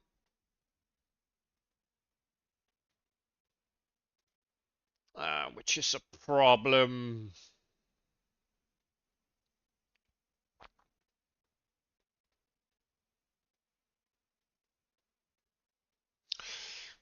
It would get solvable if we had something like a deferred pipeline where we actually output the world space position into a G buffer. Um, then we could sample the actual world space coordinates from that. Um, because this is a screen space effect, and as you can see, it gets more and more pronounced whenever we're getting to the edges of the screen.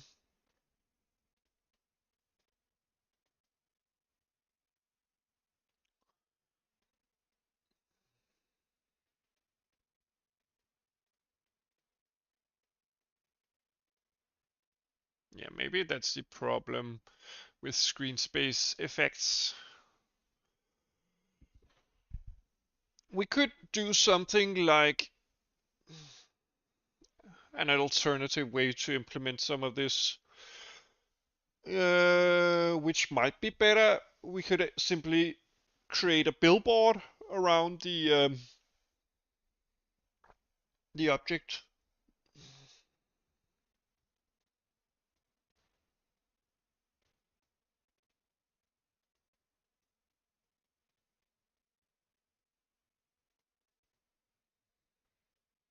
ImGUI is great.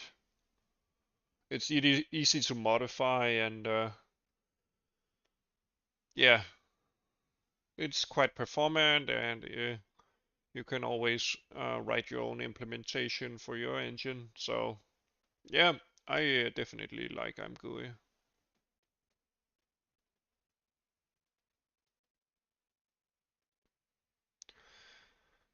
Yeah, so this is the limitation of a screen space effect here.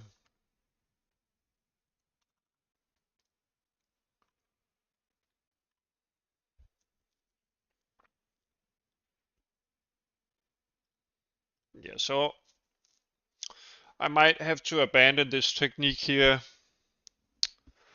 Uh, let's add the bloom back.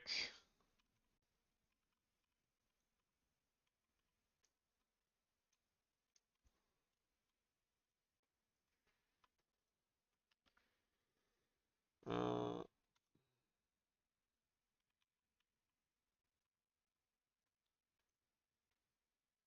I guess right now we can keep it as a sort of effect, but Yeah, it gets really, really pronounced when we're at the edges of the screen. So imagine a billboard instead. Then we would have the actual world space coordinates in that pipeline. And we would sample the screen space pixels, but we would have a pipeline that kind of like knows where we're at, and we would avoid sampling the screen texture instead and using UVs for that.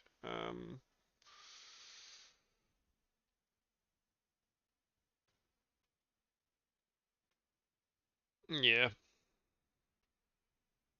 Okay. I guess that's just how it is when you're a noob and you need to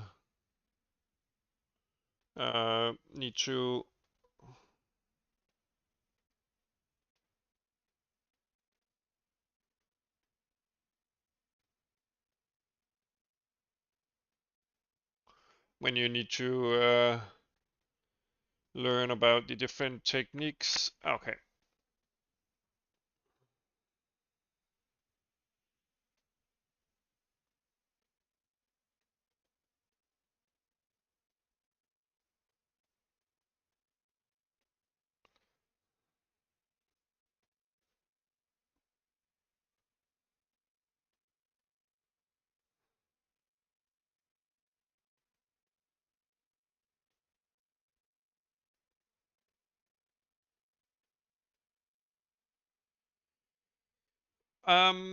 Okay. So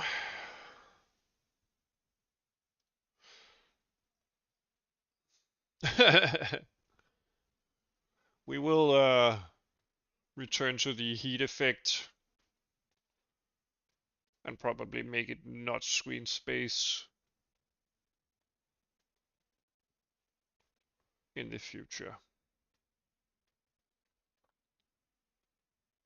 At least we got to play around with different post processing effects, and maybe we have some utility for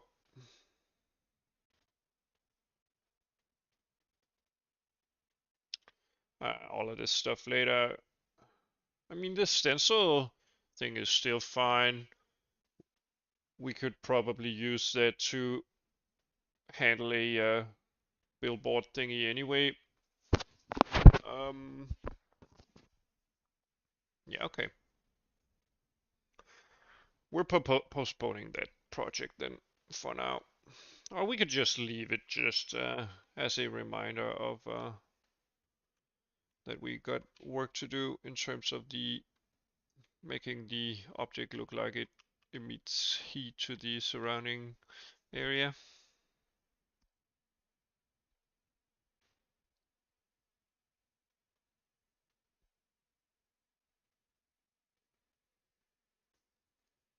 Yeah. Okay.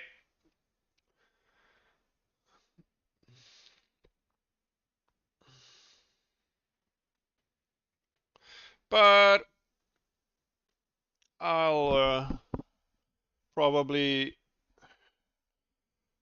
be going to do something else for a little while, and yeah, maybe I'll be back tonight with another stream where I think it's time that we actually work on the actual game instead of rendering effects. It's always fun messing around with rendering, and I'm still a graphics programming noob, so yeah, trying out different effects and uh, kind of like ways to. I'm in a European time zone. How about you, buddy?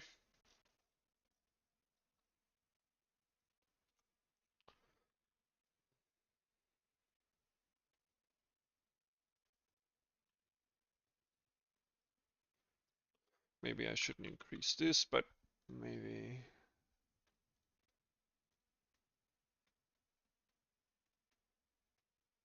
GMT1.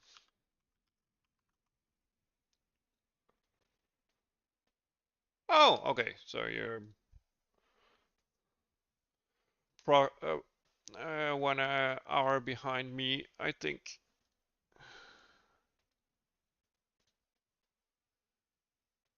Okay, let's see our emission stuff here.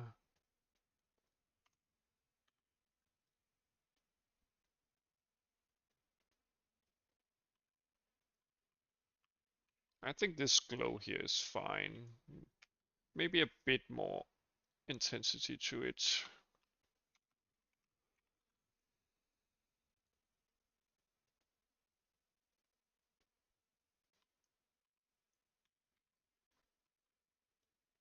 Yeah, I'm just gonna disable the whole this one and this one actually.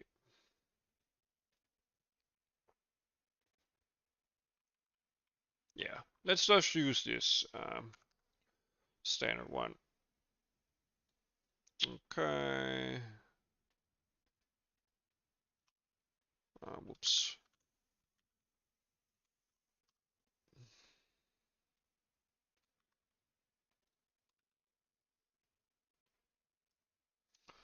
Uh,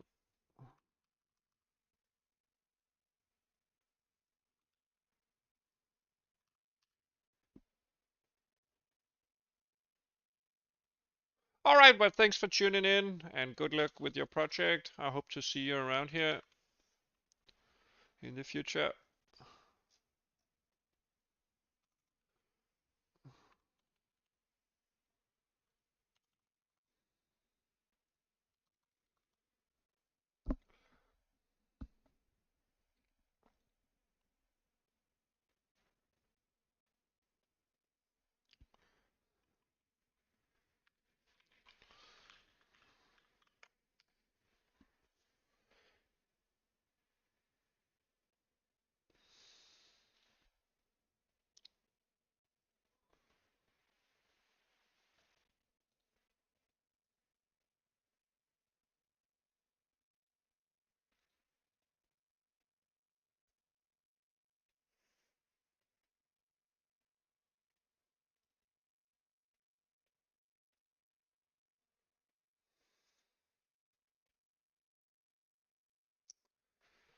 Ah, yeah.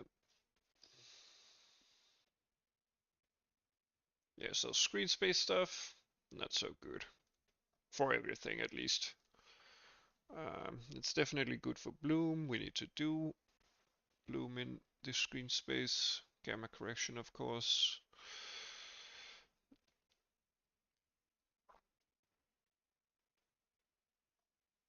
Yeah.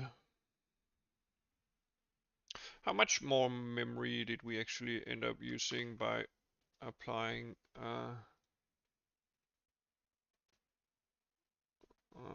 it dropped down again. Doesn't seem like we ended up spending a lot of memory adding that extra texture. Okay. Well, I actually think I'm gonna end the stream because for one, I'm gonna do a different focus for the next stream where I'll be um, getting back into actually working on the game itself here in the application side. Uh, this already is done.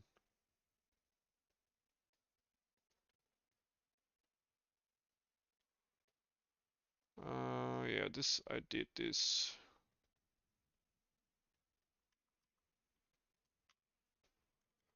Okay, this needs to get ported to the Miro.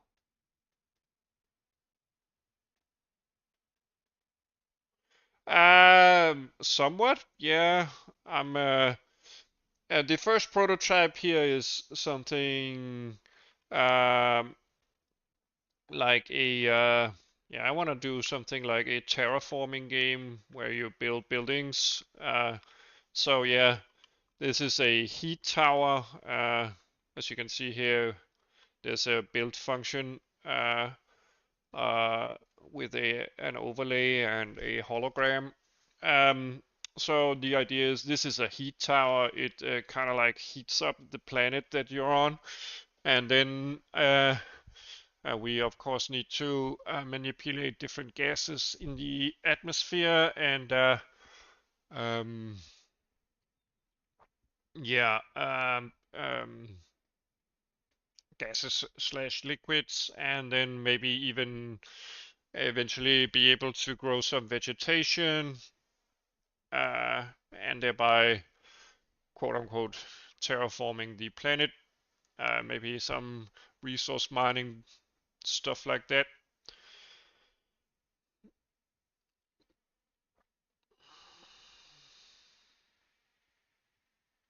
Yeah, that's at least the starting point. I had an idea about a somewhat roguelike simulation slash builder game, but I think it's probably better just to focus on some simple systems and try to figure out what I would like in a game loop instead.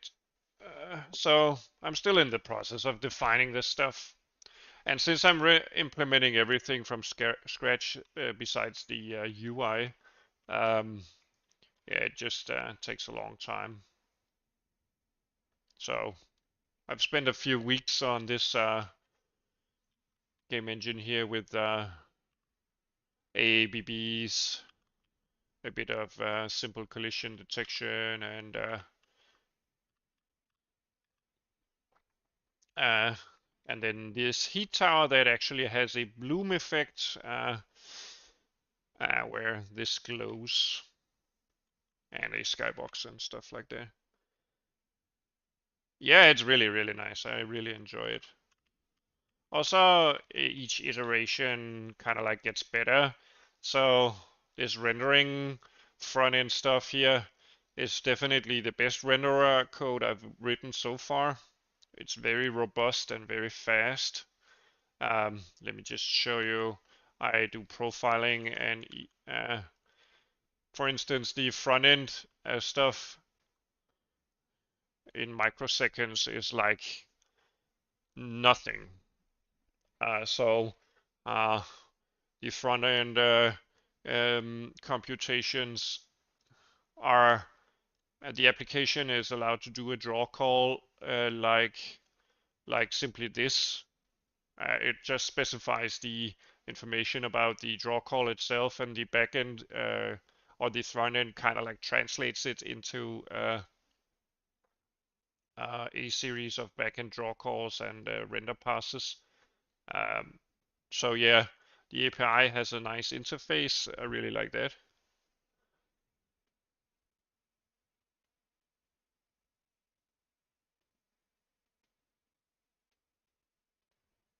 Yeah, and also you can do, yeah, you know how everything works, and bugs are easy to fix because I would say quote unquote easy, but um, because you actually know how everything works and how everything is supposed to be laid out in memory and what the steps are and stuff like that. So yeah,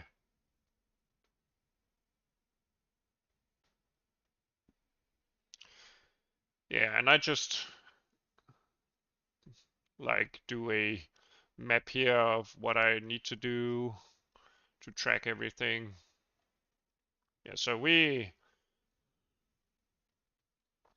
I already did the heat. Oh, I'm not allowed to delete anything. I should move it to our done pile.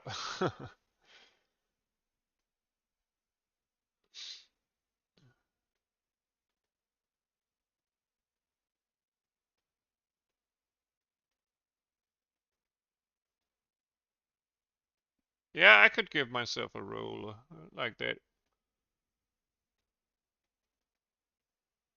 Sure thing.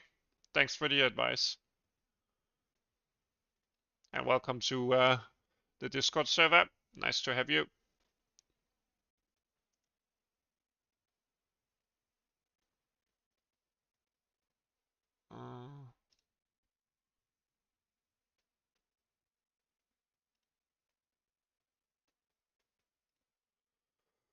Anyway, I gotta be going.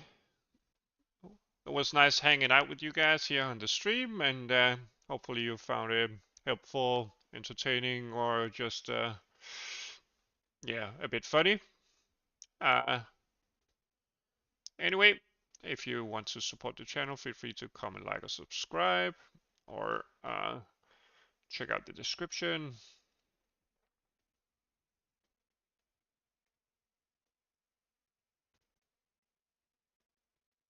That sounds nice. I'd be happy if someone would want to mod things. Yeah, goodbye. Take care, buddy. And have a nice day.